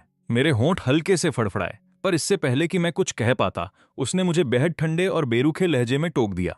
बस आसपास के शहरों में रहो और मजे करो, ज्यादा दूर भटकने की हिम्मत भी मत करना। एक बार फेंग युआन और मेरी शादी हो जाए तो मैं खुद आकर तुम्हें घर वापस ले आऊंगी। इस बार मैंने कोई विरोध नहीं किया। मैंने बस दबी हुई आवाज में कहा, मैं समझ गया। उस आखिरी विदाई के बाद मैं उसकी नजरें बचाए अपना सामान लेकर एयरपोर्ट के अंदर चला गया। जब उसकी कार ट्रैफिक में पूरी तरह गायब हो गई तब मैंने अपना फोन निकाला। मैंने खामोशी से मिकाई के हर नंबर को ब्लैकलिस्ट कर दिया और बिना पलटे बोर्डिंग गेट की ओर बढ़ गया। मुझे घर वापस लाओगी? जी नहीं मिकाई, मैं अब उस जगह दोबारा कभी कदम नहीं रखूंगा। एक हफ्ते बाद मी और फेंग परिवारों की सदी की सबसे भव्य शादी शुरू हुई। फेंग युआन अभी भी अपने सदमे से उबर रहा था, इसलिए रस्में छोटी रखी गईं, लेकिन इतनी संक्षिप्त शादी भी इतनी शानदार थी कि मेहमानों की सांसें थम गईं। मेहमानों के हॉल में घुसने से पहले ही स्टाफ ने सबको ऐसे लग्जरी गिफ्ट बैग दिए जिनकी कीमत लाखों में थी। जैसे ही मेहमान अपनी सीटों पर बैठे उन्होंने जिस भी चीज को छुआ वह एक नायाब कारीगरी का नमूना था। पूरा वेन्यू जूलियट रोजेस से सजा था, जिन्हें मिकाई ने एक दशक पहले फेंग युआन के लिए खास तौर पर उगाया था। छत हीरों और क्रिस्टल्स की एक पूरी आकाशगंगा जैसी लग रही थी। यह भी मिकाई का एक और कस्टमाइज्ड डिजाइन था, सिर्फ उसके लिए। यहां तक कि मेहमानों के खाने की प्लेटें भी फेंग युआन की पसंद के मुताबिक बनी थीं, जिन्हें इस हुनर के उस्ताद कारीगरों ने हाथों से तराशा था। शादी की जगह का हर एक कोना मिकाई के फेंग युआन के प्रति उसके जुनूनी लगाव को बयां कर रहा था। मेहमान आपस में फुसफुसा रहे थे और उनकी आवाजों में जलन साफ झलक रही थी। सीईओ मी और मिस्टर फेंग वाकई परफेक्ट जोड़ी हैं, है ना? सुना है बचपन से ही एक दूसरे के प्रेमी हैं। क्या यह साफ नहीं है? सीईओ मी खुद उस हादसे में मरने ही वाली थी, सिर्फ मिस्टर फेंग को मलबे से बाहर निकालने के लिए। काश मुझे भी सीईओ मी जैसा जीवन साथी मिल पाता तो मैं मानता कि मेरी जिंदगी पूरी तरह सफल है। भीड़ मिकाई और फेंग युआन के इस महान प्रेम के किस्से सुना रही थी। समय का हिसाब लगाऊं तो मुझे कल शाम तक पहुंचकर होटल में चेक इन कर लेना चाहिए था, लेकिन कल रात से लेकर इस पल तक मिकाई को मुझसे एक फोन कॉल तक नहीं आया। उसकी स्क्रीन पर एक छोटा सा मैसेज भी नहीं था। आखिरकार मेरी मां के विदेश जाने से पहले उन्होंने मेरी सुरक्षा की पूरी जिम्मेदारी उसी पर छोड़ी थी। अगर वाकई मुझे कुछ हो गया होता तो उसे मेरी मां को जवाब देने में पसीने छूट जाते। यह सोचकर उसने आखिरकार मुझे एक छोटा सा मैसेज भेजने का फैसला किया। तुम अभी क्या कर रहे हो? मैसेज भेजते ही वेडिंग कोऑर्डिनेटर ने दरवाजा खटखटाया। मिस मी, समारोह शुरू होने वाला है, कृपया अपनी ग्रैंड एंट्री की तैयारी के लिए नीचे चलिए। मिकाई ने जल्दी से अपना फोन पास की मेज पर पटका, मैं आ रही हूं। जैसे ही मिकाई ने दरवाजा बंद किया, उसके फोन की स्क्रीन जो अभी तक बुझी नहीं थी फड़फड़ाई। उसके द्वारा भेजे गए मैसेज के बगल में एक खून जैसी लाल रंग की चेतावनी का निशान उभर आया। पियानो की धुन के बीच मिकाई फूलों से सजे गलियारे के अंत में खड़ी थी। उसकी आंखों में प्यार था। वह फेंग युआन को धीरे धीरे अपनी ओर आते देख रही थी। यह उसकी जिंदगी का सबसे खुशी भरा पल होना चाहिए था। फिर भी उसका दिल अजीब तरह से खाली महसूस हो रहा था। जैसे उसने फेंग युआन को कदम दर कदम करीब आते देखा, उसका मन भटकने लगा और अचानक मेरी परछाई उसकी आंखों के सामने झिलमिला गई। उसकी कल्पना में वह मैं था जो शादी का सूट पहने उसकी तरफ बढ़ रहा था। मेरी आंखों में उसके लिए गहरा प्यार था और मैं फुसफुसाते हुए उसका नाम ले रहा था, मिकाई। उसकी नजरों में चमकती मेरी वह धुंधली छवि फेंग युआन के पास आने की हकीकत में अचानक मिल गई। फेंग युआन ने उसकी ओर हाथ हिलाया और बड़ी फिक्र से उसका नाम पुकारा, मिकाई, क्या सब ठीक है? मिकाई को होश आया। उसने खुद को झटकते हुए अपनी सोच से मेरी परछाई को दूर करने की कोशिश की। उसने चेहरे पर एक बनावटी मुस्कान लाई। कुछ भी तो नहीं, तुम आज बहुत शानदार लग रहे हो। उस हल्की सी रोमांटिक तारीफ ने फेंग युआन के कान शर्म से लाल कर दिए। जल्द ही डायरेक्टर ने जोड़े को हाथ पकड़ने का इशारा किया और पवित्र कस्में पढ़ना शुरू की। उन्होंने मिकाई से पूछा कि क्या वह इस शख्स को अपना पति मानती है। मिकाई, जिसे बिना पल झपकाए जवाब देना चाहिए था, वह अचानक एक भारी खामोशी में डूब गई। उसकी नजरें फेंग युआन के उम्मीद से भरे चेहरे से हटकर नीचे बैठे मेहमानों की भीड़ पर गई जो सांसें थामे देख रहे थे। फिर उसकी नजर हॉल के उन खाली दरवाजों पर गई जो बहुत पहले से। मैंने एक बार जोर देकर कहा था कि अगर तुमने किसी और से शादी करने की हिम्मत की तो मैं इस वेन्यू को तहस नहस करके तुम्हें उठा ले जाऊंगा। मिकाई जानती थी कि वह सिर्फ हवा में दी गई धमकी नहीं थी, इसीलिए उसने आज दरवाजों पर गार्ड्स की एक फौज तैनात की थी ताकि मैं समारोह में घुस न सकूं। लेकिन शादी के आधे से ज्यादा खत्म होने के बावजूद वह लड़का जिसने आने की कसम खाई थी कहीं नजर नहीं आया। वह यही तो चाहती थी। फिर भी उसे जरा भी खुशी नहीं हुई। क्या यह मुमकिन है कि जैसा मैंने कहा था, मैंने सच में उससे प्यार करना छोड़ दिया? जैसे ही यह ख्याल आया, मिकाई ने उसे सख्ती से दबा दिया। यह मुमकिन नहीं है। मेरा उसके लिए जुनून बहुत गहरा था। अगर मैं वाकई उससे प्यार करना छोड़ दूं तो यह मौत से भी बदतर सजा होगी। वह जरूर मेरे साथ खेल खेल रहा है, उसने सोचा। उस एहसास के साथ उसकी आंखों में ठंडी चमक आई। मेरी तरकीबें चाहे जो हों, वह मेरे प्यार में कभी नहीं गिरेगी। वह सिर्फ फेंग युआन को चाहती थी, यही उसका फैसला था। उसने अपनी सोच को झटक दिया और अपना ध्यान वापस सामने खड़े दूल्हे पर लगाया। पूरी गंभीरता से उसने फेंग युआन से कहा, अमीरी में या गरीबी में, बीमारी में या सेहत में, मैं तुम्हें अपना पति मानती हूं और मैं तुम्हें कभी नहीं छोड़ूंगी। इस जन्म में और आने वाले हर जन्म में तुम सिर्फ मेरे हो। उस भारी और जज्बाती कसम ने फेंग युआन की आंखों में अचानक आंसू ला दिए। उसने भी उसी शिद्दत से जवाब दिया और उसे बाहों में कस लिया। समारोह बिना किसी चूक के पूरा हुआ। वह कोई हंगामा नहीं हुआ जिसका मिकाई को डर था। वह रुकावट जो उसे आने वाली थी कभी नहीं हुई। उसका पति पूरे दिन बिल्कुल परफेक्ट रहा, न कोई झिझक, न कोई पछतावा।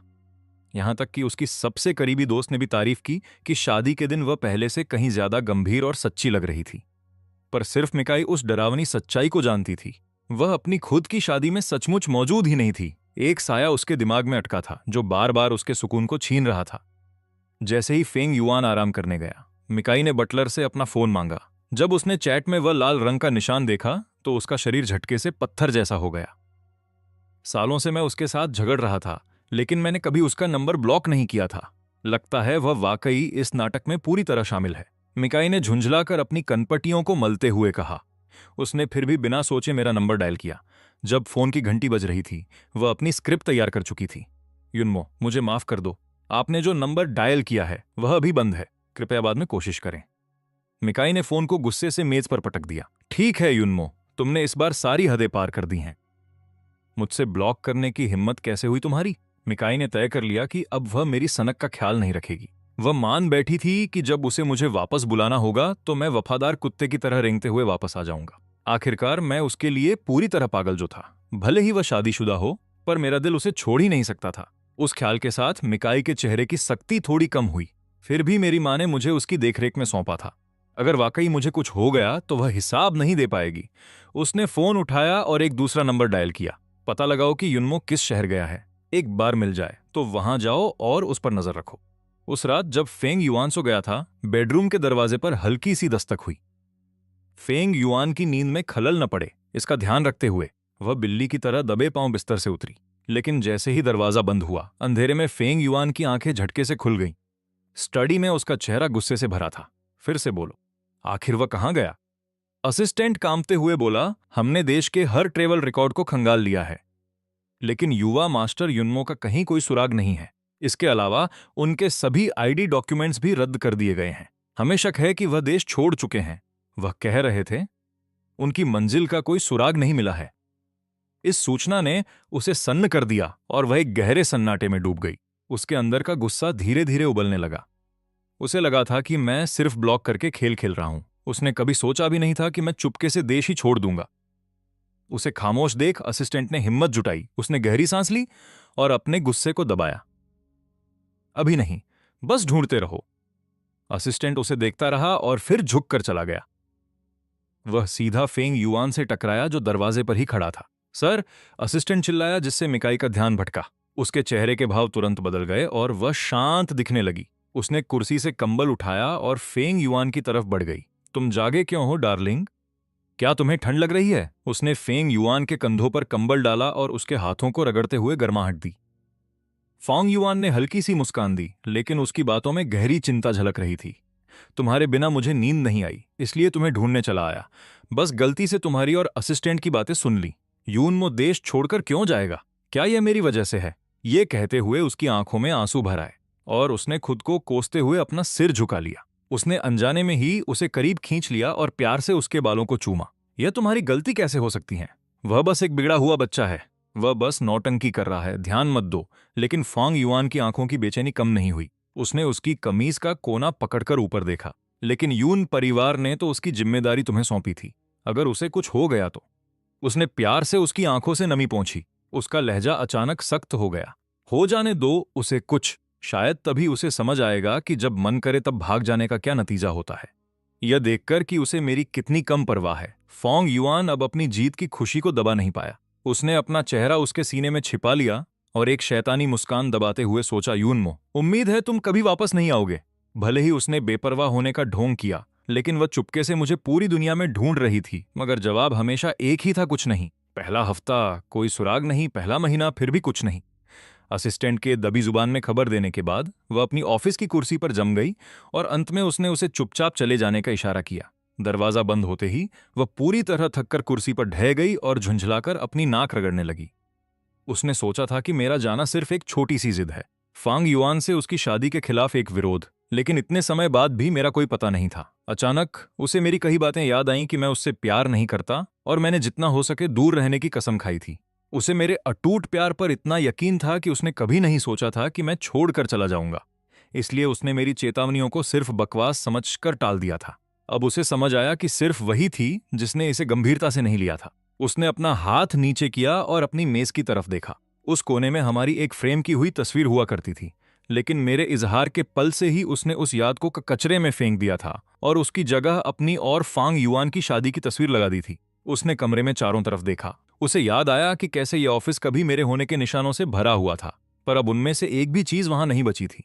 वह उस खाली कोने को देर तक घूरती रही और आखिरकार उसने मदर यून को कॉल करने के लिए फोन उठाया। मेरी देखरेख की जिम्मेदारी उन्हें ही सौंपी गई थी। अब जब मैं लापता हूं तो उसे अपने अपराध बोध का भारी बोझ महसूस हुआ, लेकिन कॉल जुड़ते ही मीताई के कुछ कहने से पहले ही एक ठंडी मशीनी आवाज गूंजी, मुझे खेद है, आप जिस नंबर को डायल कर रहे हैं वह बंद है। मेरे काई का दिमाग सुन पड़ गया। उसके दिल में एक अशुभ आशंका की लहर दौड़ गई। उसने फोन को देर तक अपने हाथ में थामे रखा और फिर नीचे कर लिया। उम्र में अंतर होने के बावजूद वह और मेरी मां पक्की सहेलियां थीं। उनका रिश्ता हमेशा से अटूट रहा था। वह मुझे ब्लॉक कैसे कर सकती हैं? मेरे काई ने बहुत दिमाग लगाया, लेकिन उसे कोई सुराग नहीं मिला। तभी वह असिस्टेंट जो अभी गया था अचानक वापस आया। उसके हाथों में एक बड़ा सा रहस्यमयी बॉक्स था। सीईओ मी, आपके लिए एक डिलीवरी आई है। कुरियर ने जोर देकर कहा कि इसे आप खुद ही खोलें। मेरे काई उस डिब्बे को घूरते हुए स्तब्ध रह गई। आखिरकार उसने असिस्टेंट को उसे अपनी मेज पर रखने का इशारा किया। जैसे ही उसकी उंगलियों ने पैकेट बंधी डोरी को छुआ, उसका दिल जोरों से धड़कने लगा। उसे एक अजीब सा डर महसूस हुआ कि इस डिब्बे को खोलते ही वह किसी गहरी खाई में गिर जाएगी। कुछ पलों की हिचकिचाहट के बाद मेरे काई की मुट्ठियां ढीली हुईं और उसने धीरे से डोरी को खोल दिया। जैसे ही उसने अंदर की चीज देखी, उसकी आंखें सदमे से फैल गईं।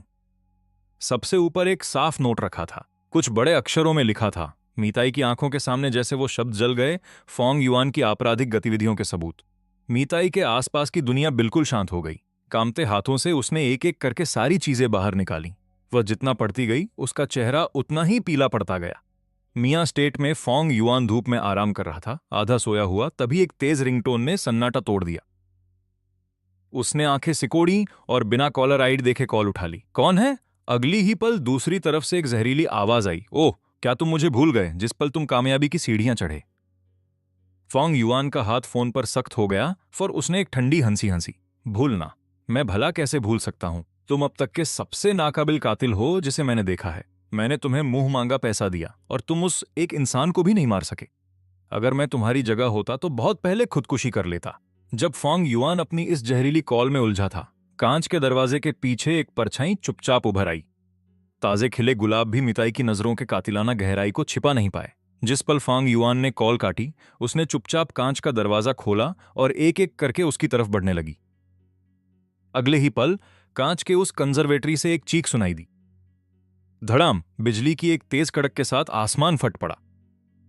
उस मूसलाधार बारिश में खून से लथपथ एक शरीर को घबराए हुए नौकरों ने उठाकर एम्बुलेंस में डाल दिया। उसके नीचे फोंग युआन का खून सड़क पर फैल गया, जो बारिश की धाराओं में बह गया। काले चमड़े के जूतों की जोड़ी उस खून के निशानों को कुचलती हुई दूर चली गई।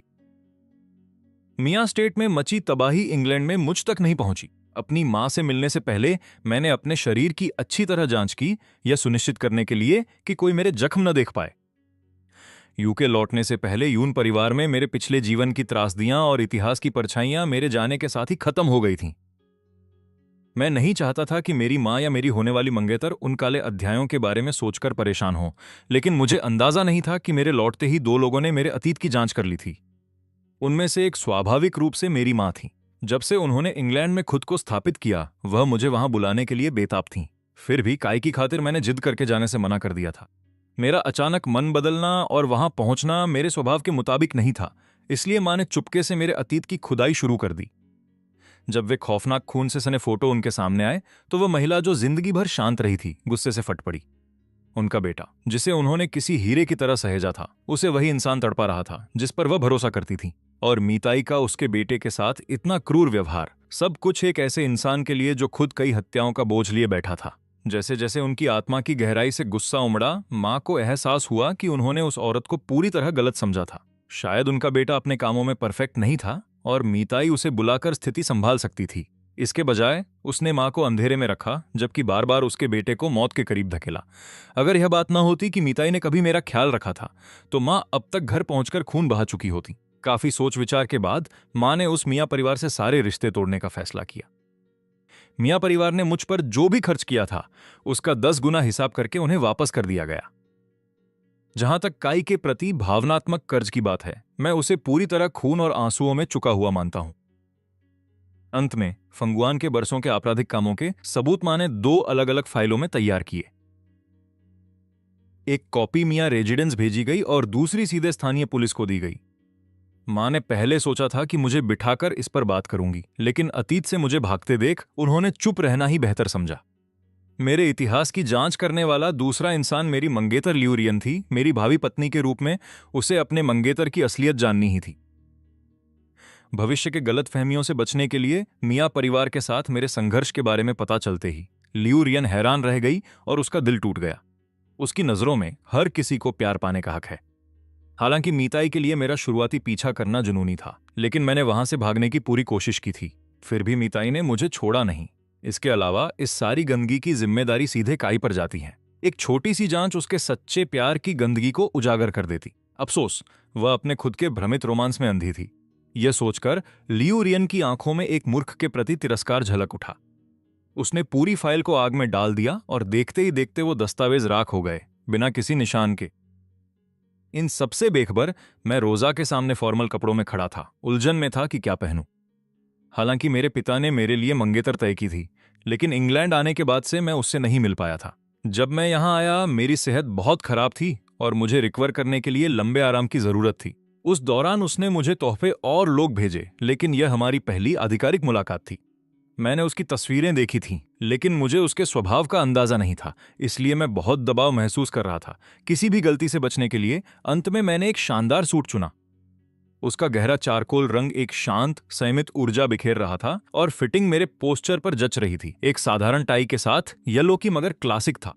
मैंने अपने बालों को सेट करने में भी एक्स्ट्रा मेहनत की ताकि मैं शार्प दिखूं। जैसे ही मैं दरवाजों से गुजरा, मैंने उसे महल की खिड़कियों के पास देखा। मेरा स्वागत करने के लिए खड़ी वह महिला, अगर मेरा अतीत एक जमे हुए गड्ढे की तरह था, तो लियू रुई यान वसंत की पहली धूप जैसी थी। सच कहूं, मुझे शुरुआत में उनके खानदानी बैकग्राउंड के बारे में मां के दावों पर यकीन नहीं था। मैंने लियू परिवार के बैकग्राउंड के बारे में थोड़ी पूछताछ की। सार्वजनिक रिकॉर्ड को एक शब्द में कहा जाए तो वो अराजकता है। जबकि लियू रुई यान की सीधी लाइन पारंपरिक थी, साइड शाखाएं पूरी तरह से उलझी हुई थीं, नाजायज बच्चों से भरी हुई। इसके अलावा लियू रुई यान जिस शाखा में रहती थी, वहां इतने सारे भाई बहन थे कि कोई गारंटी नहीं ले सकता था कि वो प्रभावित नहीं होगी। लेकिन आज मुझे एहसास हुआ कि मेरी सोच कितनी ओछी थी। बैठते ही लियू रुई यान ने अपना परिचय दिया और बात करते हुए मुझे सूचनाओं की एक फाइल थमा दी। मेरे मन के हर सवाल का जवाब उन पन्नों में मिल गया। पूरी डेट के दौरान वह मेरा ख्याल रखती रही, चाय भरती रही और तमीज से मुझे नैपकिन देती रही। पूरा अनुभव बहुत सुकून देने वाला और स्वाभाविक था। मैंने खुद को उससे 6 साल बड़ी इस महिला को गौर से देखते हुए पाया। उसके फीचर्स कोमल थे, आंखें ईमानदारी और चिंता से चमक रही थीं, और एक मंद मुस्कान उसके चेहरे से नहीं हट रही थी। अचानक मेरे मन में एक ख्याल आया, ऐसी किसी के साथ पूरी जिंदगी बिता लेना बुरा नहीं होगा। डेट खत्म होते ही लियू रुई यान ने मुझे घर छोड़ दिया। शायद मैं उनसे बातचीत में इतना खो गया था कि मुझे यून एस्टेट के सामने वाली सड़क पर खड़ी वह काली मेबैक कार नहीं दिखी जो झाड़ियों के पीछे छिपी थी, परछाइयों के पीछे छिपकर खड़ी थी। कार की काली खिड़कियों के पीछे 2 गहरी खाली आंखें सीधे उस मसेराती गाड़ी पर टिकी थीं जिसमें मैं सवार था। पूरे 3 महीनों में यह पहला मौका था जब मिकाई ने मुझे दोबारा देखा था। जिस दिन वह कड़वा सच सामने आया, मिकाई को यह हकीकत स्वीकार करने में एक पूरा हफ्ता लग गया कि जिसे वह नफरत की नजरों से देखती थी वह एक साजिश का शिकार था, जबकि उसका लाडला फेंगयुआन ही असली कातिल था। शुरुआत में मिकाई इसे बिल्कुल भी स्वीकार नहीं कर पाई। वह यह सोच भी नहीं सकती थी कि उसका बचपन का दोस्त, जिसे हर कोई पूछता था, बंद दरवाजों के पीछे एक बेरहम राक्षस निकला। अस्पताल में होश में आने के बाद फेंगयुआन ने अपना सारा वक्त उसके पैरों में बैठकर और फफक फफक कर रोते हुए बिताया। सबूत इतने पक्के थे कि इनकार की कोई गुंजाइश नहीं थी। फेंगयुआन ने अब और बहाने बनाने की हिम्मत भी नहीं की। वह मिकाई के सामने बस गिड़गिड़ाता रहा कि उसने जो भी जुल्म किए वे सब सिर्फ प्यार में किए थे, जहां तक उन बाकी पीड़ितों की बात है जिन्हें उसने तोड़कर रख दिया था। मिकाई के बाकी चाहने वालों के साथ भी उसने यही घिनौनी हरकतें की थीं। उसका वहम था कि कोई और उसकी अपनी महिला को देख भी न पाए, इसलिए फेंगयुआन ने उन सबको रास्ते से हटाने का जिम्मा खुद उठा लिया। घिनौना मिकाई के मुंह से बस यही एक शब्द निकल पाया। फेंगयुआन के उस शर्मनाक कबूलनामे के बाद उसे खुद पर शक होने लगा था। क्या सामने खड़ा शख्स वही फेंगयुआन है? क्या वही चमकता सितारा जिसकी यादें उसने दिल में संजो रखी थीं? उस रात मी और फेंग परिवार में कोई भी चैन की नींद नहीं सो पाया। फेंग परिवार इस घोटाले को रफा दफा करना चाहता था। आखिरकार अमीरों की इस दुनिया में किसी के हाथ पूरी तरह साफ नहीं होते। खुद मां फेंग ने अतीत में कई रखेलों को ठिकाने लगाया था, इसलिए उन्होंने फेंगयुआन की क्रूरता को अति उत्साह कहकर नजरअंदाज कर दिया। वैसे भी फेंगयुआन इसकी भारी कीमत चुका चुका था। वह इसकी वजह से अपनी जान गंवाते गंवाते बचा था। हालांकि मी परिवार ने जिद पकड़ ली कि मिकाई फौरन फेंगयुआन से तलाक ले। आखिरकार मी परिवार कभी भी उस इंसान को अपनी बेटी का पति नहीं रहने देना चाहता था जिसके सिर पर कई जानें थीं। दोनों परिवारों के बीच बहस छिड़ी ही थी कि तभी पुलिस ने आकर फेंगयुआन को सबके सामने गिरफ्तार कर लिया। रातों रात मी परिवार इंटरनेट पर छा गया। कभी सबका सपना मानी जाने वाली वह जोड़ी टूट चुकी थी। पति सलाखों के पीछे जा चुका था और दुल्हन अस्पताल के बिस्तर पर सिमट गई थी। दोनों परिवार अफरा तफरी के भंवर में फंस गए। लेकिन मिकाई को इन बातों की अब कोई परवाह नहीं थी। उसकी रूह मुझे ढूंढने और माफी मांगने के लिए तड़प रही थी, लेकिन मैं उसके लिए बिना कोई निशान छोड़े गायब हो चुका था। उसने जो भी खोजी टीमें लगाईं, सब खाली हाथ लौटीं। व्यापारिक जगत की वह अजय रानी मिकाई अब हार मानकर बिस्तर पकड़ चुकी थी। वह खिड़की से बाहर शून्य में अपनी बेजान आंखों से ऐसे देख रही थी जैसे किसी ने उसकी डोर काट दी हो। इस दर्दनाक सन्नाटे में ही मिकाई को अपने गुनाहों की भयावहता का एहसास हुआ। वह एक जल्लाद बन चुकी थी जिसने उस इंसान को नर्क में धकेल दिया जो उससे सबसे ज्यादा प्यार करता था। जब भी वह आंखें बंद करती, उसे एक लड़के का आंसुओं से भीगा हुआ चेहरा दिखाई देता। उसे आज भी मेरी मदद के लिए की गई चीखें सुनाई देती थीं। लेकिन तब उसने क्या किया था? उसने अनदेखा करना चुना। उसने सुनना ही नहीं चाहा। उसे कोई फर्क नहीं पड़ा। जब मिकाई उस विला में लौटी तो वहां सिर्फ एक ठंडा सन्नाटा पसरा था। अतीत में जब भी वह उस दरवाजे से अंदर आती तो साये से एक लंबा कद उभर आता था जो प्यार से उसका नाम फुसफुसाता था। तब वह उसे देखकर मुस्कुराती और हंसी मजाक करती थी। कभी कभी उसके दोस्त मजाक में कहते कि मैं उसके लिए सिर्फ एक नाम नहीं बल्कि एक बाल दुल्हन जैसा हूं जिसे वह बड़ा कर रही है।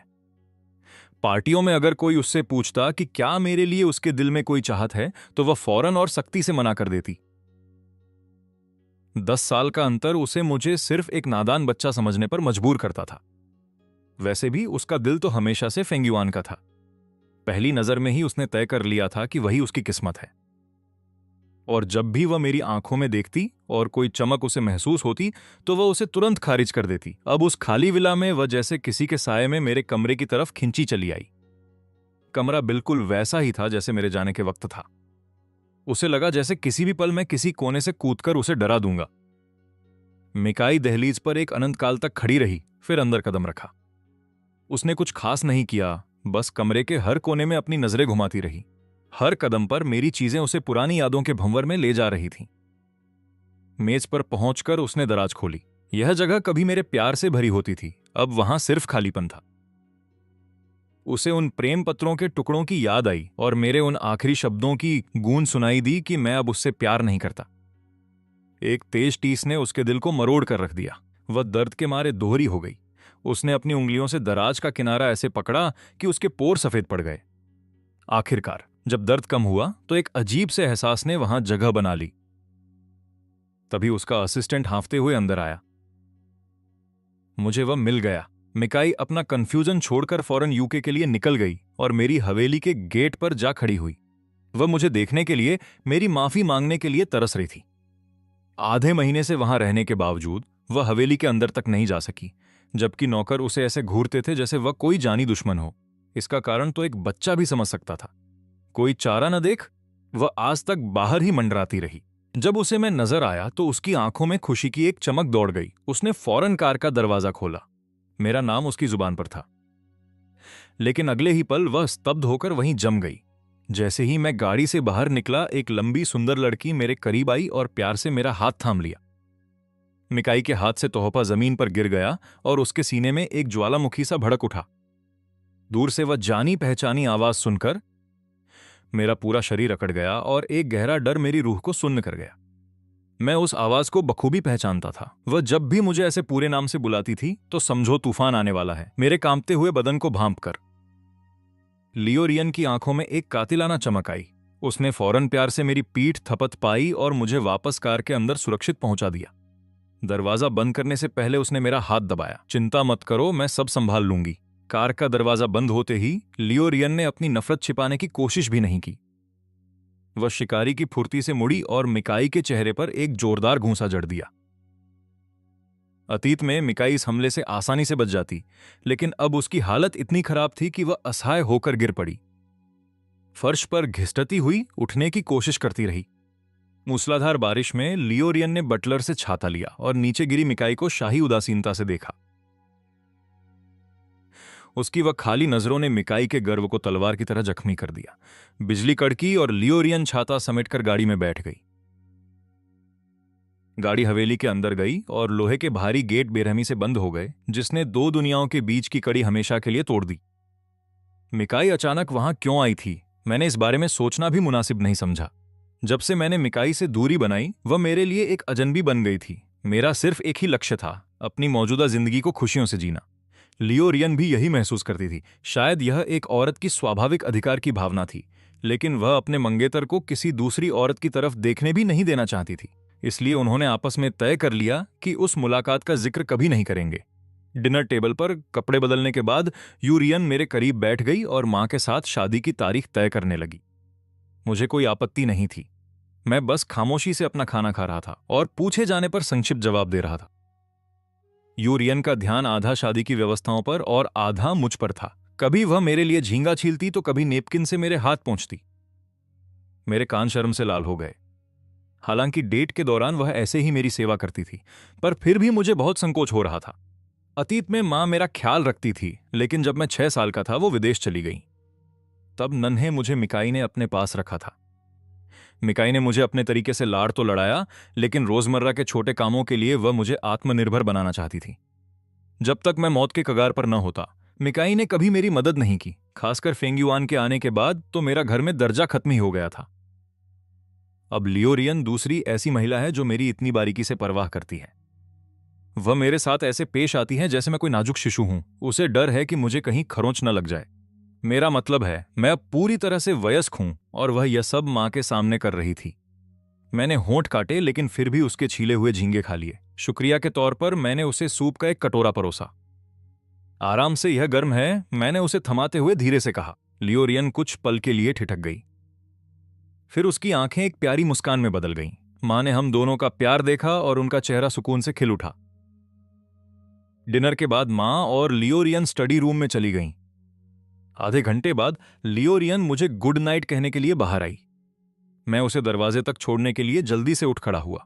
तकनीकी रूप से यह हमारी पहली असली मुलाकात थी, लेकिन मुझे उसका जाना कुछ अजीब लग रहा था। फिर भी मुझे समझ नहीं आया कि मैं यह कैसे कहूं बिना उसे कोई गलत फहमी दिए। लियो रियन ने मेरी हर एक हिचकिचाहट और तड़प को भांप लिया। उसने एक प्यारी सी हंसी बिखेरी और धीरे से मेरा हाथ दबाया। कल मिलते हैं। मेरी आंखें चमक उठी। मैंने उसे ऊपर देखा। मैं अपनी हैरानी छिपा नहीं पाया।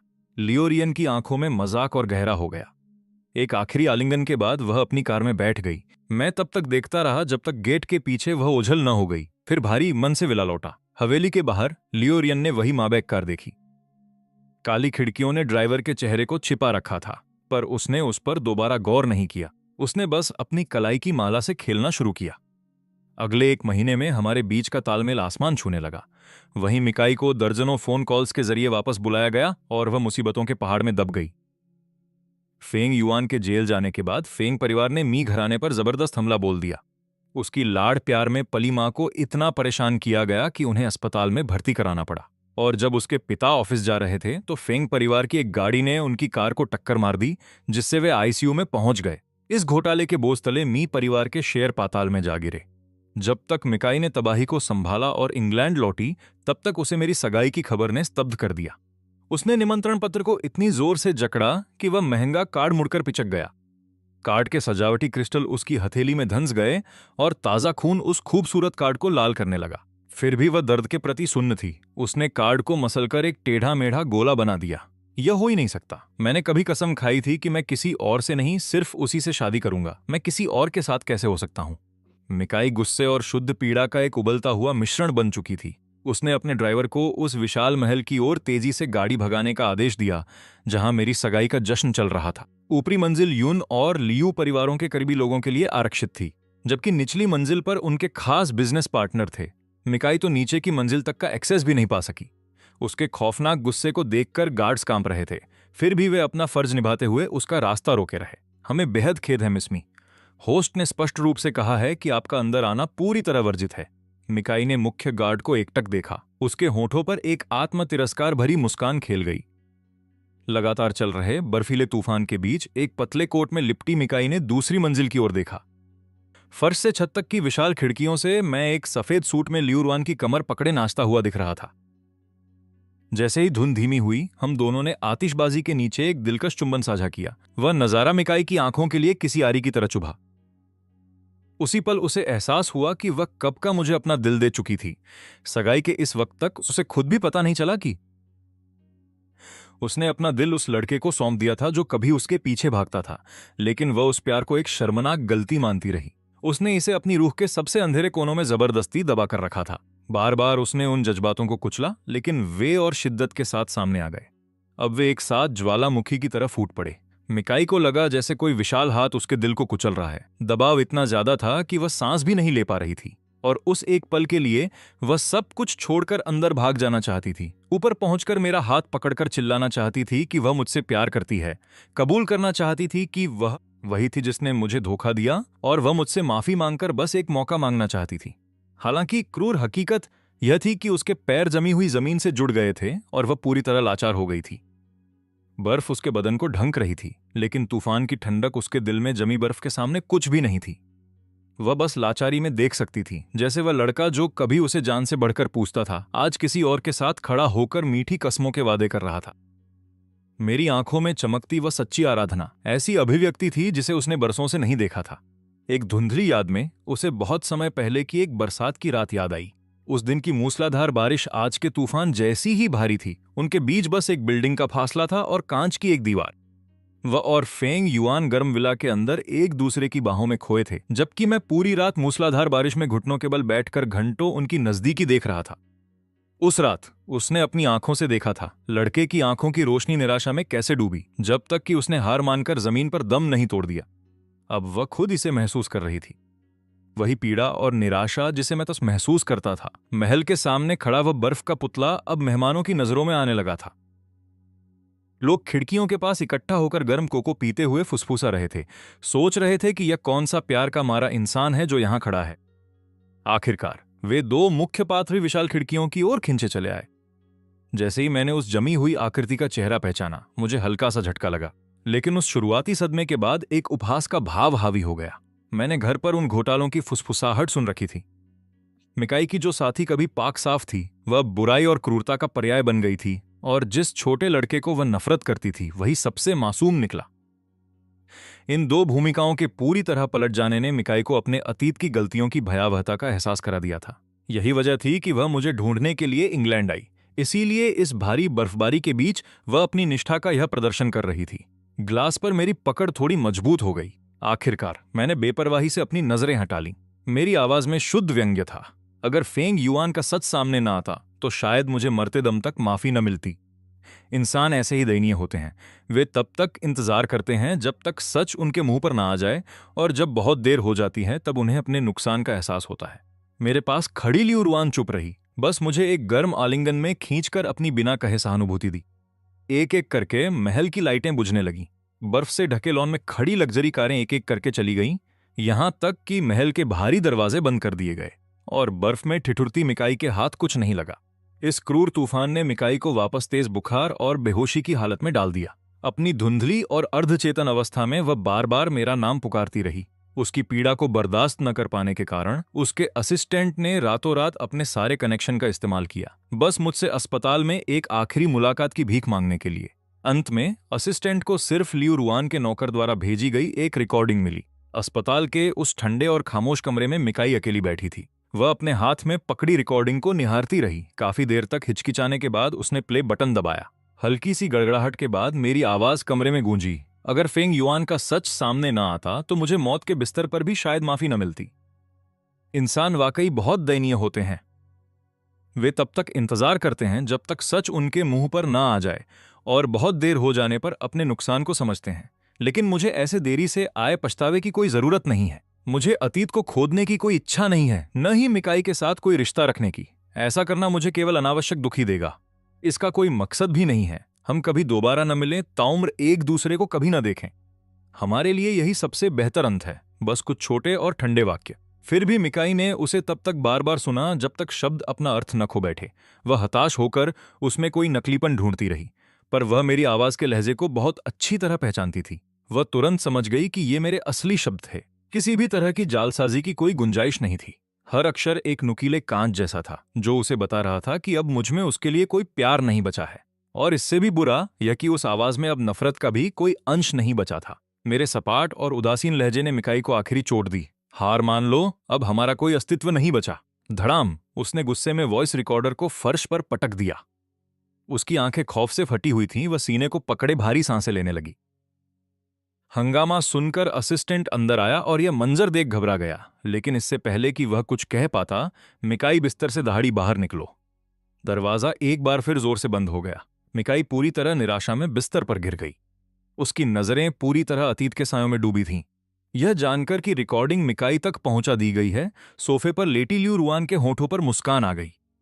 वह मुस्कान वसंत की हवा जैसी ताजा थी और जैसे ही मैं सीढ़ियों से नीचे आया, मैं खुद को मुस्कुराने से नहीं रोक सका। इतने अच्छे मूड का क्या कारण है? लियू रुआन मेरा स्वागत करने के लिए झट से खड़ी हुई। आगे बढ़कर उसने मेरा हाथ थामा। बस एक मामूली सी बात थी। मैंने विस्तार में नहीं पूछा, बस उसके पास सोफे पर बैठ गया। लियू रुआन के पतले हाथ मेरे चारों ओर लिपटे थे और उसका गाल मेरे गाल से सटा हुआ था। उसकी गर्म सांसें मेरे कान के पास महसूस हुईं, जिसने मुझे अनजाने में एक सिहरन दे दी। मेरा अवचेतन मन खुद को दूर खींचना चाहता था, लेकिन लियू रुआन अचानक शरारती हो गई। उसने चिढ़ाते हुए मेरे कान में धीरे से फूंक मारी। मेरा दिमाग पूरी तरह खाली हो गया। मैं किसी और चीज के बारे में नहीं सोचना चाहता था। मैंने बस स्वाभाविक रूप से लियू रुआन को करीब खींचा और गहराई में डूबता चला गया। चुंबन आखिरकार लंबा खिंचकर खत्म हुआ। कदम दर कदम हम ऊपर की मंजिल की ओर बढ़े। बाहर नौकरों ने स्थिति देखी। उन्होंने सिर झुकाए और चुपचाप पीछे हट गए, क्योंकि चांद बादलों की चादर के पीछे छिप गया था। अगली सुबह जब लियू रुआन तैयार होकर नीचे आई तो उसने देखा कि एक नौकर अजीब भावों के साथ उसे देख रहा है। मिस, सामने वाले गेट पर तोहफों का ढेर लगा है। वे कहते हैं कि ये सज्जन के लिए हैं। हालांकि लियू रुआन और मेरी सिर्फ सगाई हुई थी, लेकिन जब से मैं लियू एस्टेट में आया, उसने सबको मुझे सज्जन कहकर बुलाने का आदेश दिया था। यह सुनकर लियू रुआन तुरंत समझ गई कि ये तोहफे किसने भेजे हैं। उसके चेहरे पर कोई भाव नहीं आया। उसने ठंडे लहजे में जवाब दिया, सब वापस भेज दो और पक्का कर लेना कि सज्जन को इस बारे में एक शब्द भी पता न चले। नौकर ने आदेश का पालन किया और उन बेकार के तोहफों को हटाने चला गया। जब मिकाई को पता चला कि उसके सारे तोहफे ठुकरा दिए गए हैं तो उसने कोई प्रतिक्रिया नहीं दी। उसने बस अपने स्टाफ को तोहफे भेजते रहने को कहा। ठीक तभी जब लियू रुआन ने सोचा कि ये तोहफे सिर्फ लियू आवास पर भेजे जाएंगे, मिकाई खुद गाला में पहुंच गई। यह लियू परिवार द्वारा आयोजित एक बड़ा दावत था, जो लियू रुआन के आधिकारिक मंगेतर के रूप में मेरा पहला प्रदर्शन था। सामाजिक दायरे में काले और सुनहरे सूट में हम एक पावर कपल लग रहे थे। मेरी बीच वाली उंगली पर चमकती पेंस कैरेट की रूबी लियू रुआन की तरफ से मेरे 35वें जन्मदिन का तोहफा थी, जिसने पूरे बॉलरूम में ईर्ष्या की लहर फैला दी। जैसे ही मैं लियू रुआन का हाथ थामे बाहर आया, मैं हर मेहमान की नजरों का केंद्र बन गया, जिसमें अंधेरे कोने से देख रही मिकाई भी शामिल थी। भीड़ के बीच उस चमकती मुस्कान वाले लड़के को देखकर उसके चेहरे पर पछतावे की कड़वाहट छा गई। वह लगभग पूरी तरह भूल चुकी थी कि उसे आखिरी बार मुझे सच में खुश देखे कितना समय बीत गया था। बहुत समय पहले मैं हमेशा हंसता रहता था, मेरी मुस्कान में एक शक्तिशाली और संक्रामक ऊर्जा थी। मिकाई का मूड चाहे कितना भी खराब हो, मेरे हंसमुख चेहरे की एक झलक ही उसकी दुनिया को रोशन कर सकती थी। लेकिन जब से उसने फेंग युआन के लिए मेरे जज्बातों को बेरहमी से ठुकराया था, मैं उसके सामने सिर्फ एक डरा हुआ साया बन गया था। गिफ्ट बॉक्स पर उसकी पकड़ अचानक मजबूत हो गई और अंदर का नाजुक सामान लगभग कुचल गया। इस शाम के मेहमानों के तौर पर सबने मिस्टर लियू को तोहफे देने के लिए उमड़ पड़े। आखिरकार मिकाई ने हिम्मत जुटाई और हमारी ओर चली, लेकिन इससे पहले कि वह कुछ कह पाती, लियू रुआन ने बाजी मार ली और मुझे दूसरी मंजिल पर बने निजी वीआईपी बॉक्स में ले गई। युनमो, मिकाई के चेहरे पर घबराहट छा गई और वह हमारा पीछा करने की हताश कोशिश करने लगी। तुरंत दो भारी भरकम बॉडीगार्ड्स ने उसका रास्ता रोक लिया, जबकि लियू परिवार का बटलर भी उसे रोकने के लिए सामने आ गया। मिस मिकाई, इंसान की अहमियत उसके आत्मसम्मान में होती है। आप जानती हैं कि आपने हमारे सज्जन के साथ क्या क्या जुल्म किए हैं। सच तो यह है कि हमारी मिस ने अब तक कोई और बदला नहीं लिया। यह आपकी प्रतिष्ठा पर एक बड़ा एहसान है। बटलर के शब्द मिकाई के चेहरे पर एक के बाद एक अदृश्य और चुभने वाले तमाचों जैसे थे। इस अपमानजनक दृश्य ने तुरंत आसपास के मेहमानों में उत्सुकता पैदा कर दी। कुछ करीबी लोग जो मीताई और मेरे इतिहास को जानते थे, वे दूसरों को इस बारे में अपमानजनक बातें बताने लगे। हर शब्द मीताई के अंधेपन का मजाक उड़ाने वाली एक तीखी चोट जैसा था। स्थिति को हाथ से बाहर होते देख दावत के मेजबान ने हस्तक्षेप किया और मीताई को विनम्रता लेकिन दृढ़ता से कार्यक्रम स्थल से जाने के लिए कहा। मेरे काई का चेहरा बिल्कुल सफेद पड़ गया। अपनी गलती का एहसास होते ही उसके पास वहां से हटने के अलावा कोई चारा नहीं था। उसके पीछे गूंजती तालियों की आवाज उसकी दयनीय और अपमानजनक स्थिति को और उजागर कर रही थी। दूसरी मंजिल के वीआईपी स्वीट में लियू रुआन मुझे खुश करने के लिए मेरी बाहों में सिमट आई। वह अंदर ही अंदर गुस्से में उबल रही थी। अगर उसे पता होता कि मीताई वहां आएगी तो वह मुझे इस गाला में कभी न लाती। अगर हमें जाना जरूरी भी होता तो वह मीताई को पहले ही जबरदस्ती वहां से हटवा देती। बदकिस्मती से मीताई मुझे वापस पाने के लिए किसी भी हद तक जाने को तैयार दिख रही थी। उसने सिर्फ अपने घरेलू कामकाज को ही प्रोफेशनल मैनेजरों को नहीं सौंपा, बल्कि अपना शेड्यूल खाली करने के लिए बहुत कुछ किया। उसने यहाँ इंग्लैंड में रहने के लिए एक स्थायी घर भी खरीद लिया था। ऐसा नहीं था कि लियू रुआन के पास उसे कुचलने के साधन नहीं थे, लेकिन मीताई तकनीकी रूप से मेरी बड़ी थी, जिसने सालों तक मुझे पाला था। इसी वजह से लियू रुआन आसानी से उस पर हमला नहीं कर सकती थी। यही कारण था कि मीताई के आने पर मेरी मां ने लियू रुआन को बस उसकी मौजूदगी को अनदेखा करने की सलाह दी थी। अतीत को वहीं दफन रहना चाहिए जहां वह है। सबसे बेहतर भविष्य वही है जहां किसी का किसी पर कोई कर्ज न हो। मैं लियू रुआन के अंदर के तनाव को महसूस कर सकता था, लेकिन मेरा बात करने का मन नहीं था। मैंने बस उसके हाथ को चुपचाप दबा दिया। हम प्राइवेट बॉक्स की भारी चुप्पी में तब तक बैठे रहे जब तक कि आसमान में पहली आतिशबाजी शुरू नहीं हुई। पिछली घटना से सबक लेते हुए लियू रुआन ने जब मेरा जन्मदिन प्लान किया तो उसने हर रास्ते पर दर्जन भर गार्ड तैनात कर दिए ताकि मीताई फिर से पार्टी में घुसपैठ न कर सके। हैरानी की बात थी कि मीताई इस बार कहीं नजर नहीं आई। जब लियू रुआन को बटलर की रिपोर्ट मिली तो उसकी आंखों में उलझन थी, फिर भी उसके दिल में एक अजीब सा डर बना रहा। उसने बटलर को सुरक्षा घेरा सख्त बनाए रखने का आदेश दिया। यह जन्मदिन का जश्न बेहद भव्य था। लियू रुआन ने पूरे यूके के हर डिजिटल बिलबोर्ड को किराए पर ले लिया था ताकि जन्मदिन के ट्रिब्यूट को प्रसारित किया जा सके, और महल को शानदार आतिशबाजी से घेर लिया जैसे ही मैं मोमबत्तियां बुझाऊं। रात के आसमान को रोशन करने के लिए साथ ही पूरे महल को मेरे पसंदीदा ताज़ा फूलों और चमकते हीरों से सजाया गया था। मेहमानों के तोहफे पहाड़ की तरह जमा हो गए थे, जो लगभग कस्टम मेड महल के केक की ऊंचाई तक पहुंच गए थे। जन्मदिन की पार्टी का मुख्य आकर्षण तब आया जब लियू रुआन ने मुझे हार्ट ऑफ ट्रू लव घड़ी भेंट की, जिसे उसने नीलामी में जीता था, जो एक महान घड़ी थी। हमने एक साथ केक पर जलती मोमबत्तियां बुझाईं। जिस पल आग गायब हुई, महल के बाहर पटाखों की बौछार रात में फूट पड़ी। इस आतिशबाजी ने आसमान को देर तक रोशन रखा। जैसे ही जश्न धीरे धीरे खत्म हुआ, मेहमान छोटे छोटे समूहों में जाने लगे। लियू रुआन और मैं एक आदर्श मेजबान के रूप में उन्हें विदा करने के लिए दरवाजे पर खड़े थे। जैसे ही मैं कुछ बोलने वाला था, अनगिनत ड्रोन्स हवा में उड़ने लगे और एक तेज रोशनी से चमकने लगे। जैसे ही उन्होंने जटिल पैटर्न बनाए, मैंने सहज ही लियू रुआन की ओर देखा, यह पूछने के लिए कि क्या यह उसका एक और सरप्राइज है। हालांकि लियू रुआन ने उलझन में सिर हिला दिया। उसी पल जो मेहमान अभी नहीं गए थे, वे हैरानी से चिल्लाने लगे, ओ माय गॉड, यह कितना शानदार है। ड्रोन का फॉर्मेशन यह एक भव्य इजहार की तरह लग रहा है। कितना रोमांटिक है। जैसे ही ये शब्द हवा में गूंजे, लियू रुआन और मेरे चेहरे के हाव भाव पूरी तरह बदल गए। हमने सहज ही ऊपर ड्रोन्स की हलचल को देखा। मैं जितना देखता गया, वे पैटर्न उतने ही जाने पहचाने लगते गए और मेरा चेहरा डर से फीका पड़ने लगा। शुरुआती सीक्वेंस में मेरा सिलुएट दिख रहा था, लेकिन बीच में वह मुझे और एक और महिला को दिखाने लगा। हालांकि बाकी मेहमान उस महिला को नहीं पहचान पाए, मैंने उसे तुरंत पहचान लिया। वह मिताई थी। मेरा दिमाग बुरी तरह सुन्न हो गया। क्या वह वाकई मेरी जिंदगी बर्बाद करने पर तुली थी? जबकि बिलबोर्ड्स पर चल रहे जन्मदिन के विज्ञापन बंद कर दिए गए थे। फिर भी बालकनियों पर भीड़ थी जो अंदर जाने को तैयार नहीं थी, और अब मीताई यह रोमांटिक ड्रोन इजहार कर रही थी। मैं पहले ही सुर्खियां देख सकता था। कल के ट्रेंडिंग टॉपिक्स पूरी तरह पागलपन वाले होने वाले थे। मेरे बगल में लियू रुआन भी उसी नतीजे पर पहुंच चुकी थी। मैं उसका आधिकारिक तौर पर मान्यता प्राप्त जेंटलमैन था। अब मेरे जन्मदिन पर किसी और महिला द्वारा प्यार का इजहार करने से तबाही मचना तय था। उसका चेहरा गुस्से से काला पड़ गया और उसने तुरंत बटलर को ड्रॉन्स मार गिराने का आदेश दिया। साथ ही उसने मुझे तसल्ली दी कि सब ठीक हो जाएगा। तुम चिंता मत करो, सब मुझ पर छोड़ दो, मैं इस स्कैंडल को तुम्हें छूने भी नहीं दूंगी। यह कहकर उसने अपने स्टाफ से मुझे घर भेजने को कहा, जबकि वह एक हाई परफॉर्मेंस सुपरकार में बैठ गई। वह काली मशीन रात के अंधेरे में दहाड़ते हुए गायब हो गई। इस बीच लंदन के दूसरी तरफ मिकाई एक गगनचुंबी इमारत की छत पर खड़ी होकर ड्रोन शो की चमक देख रही थी। उसकी आंखों में एक गहरी तन्हाई थी। एक जमाना पहले मियां परिवार में शामिल होने के बाद मेरी पहली ख्वाहिश अपने जन्मदिन पर ड्रोन लाइट शो देखने की थी। ऐसी छोटी सी ख्वाहिश मिकाई ने बिना झिझक के पूरी की थी।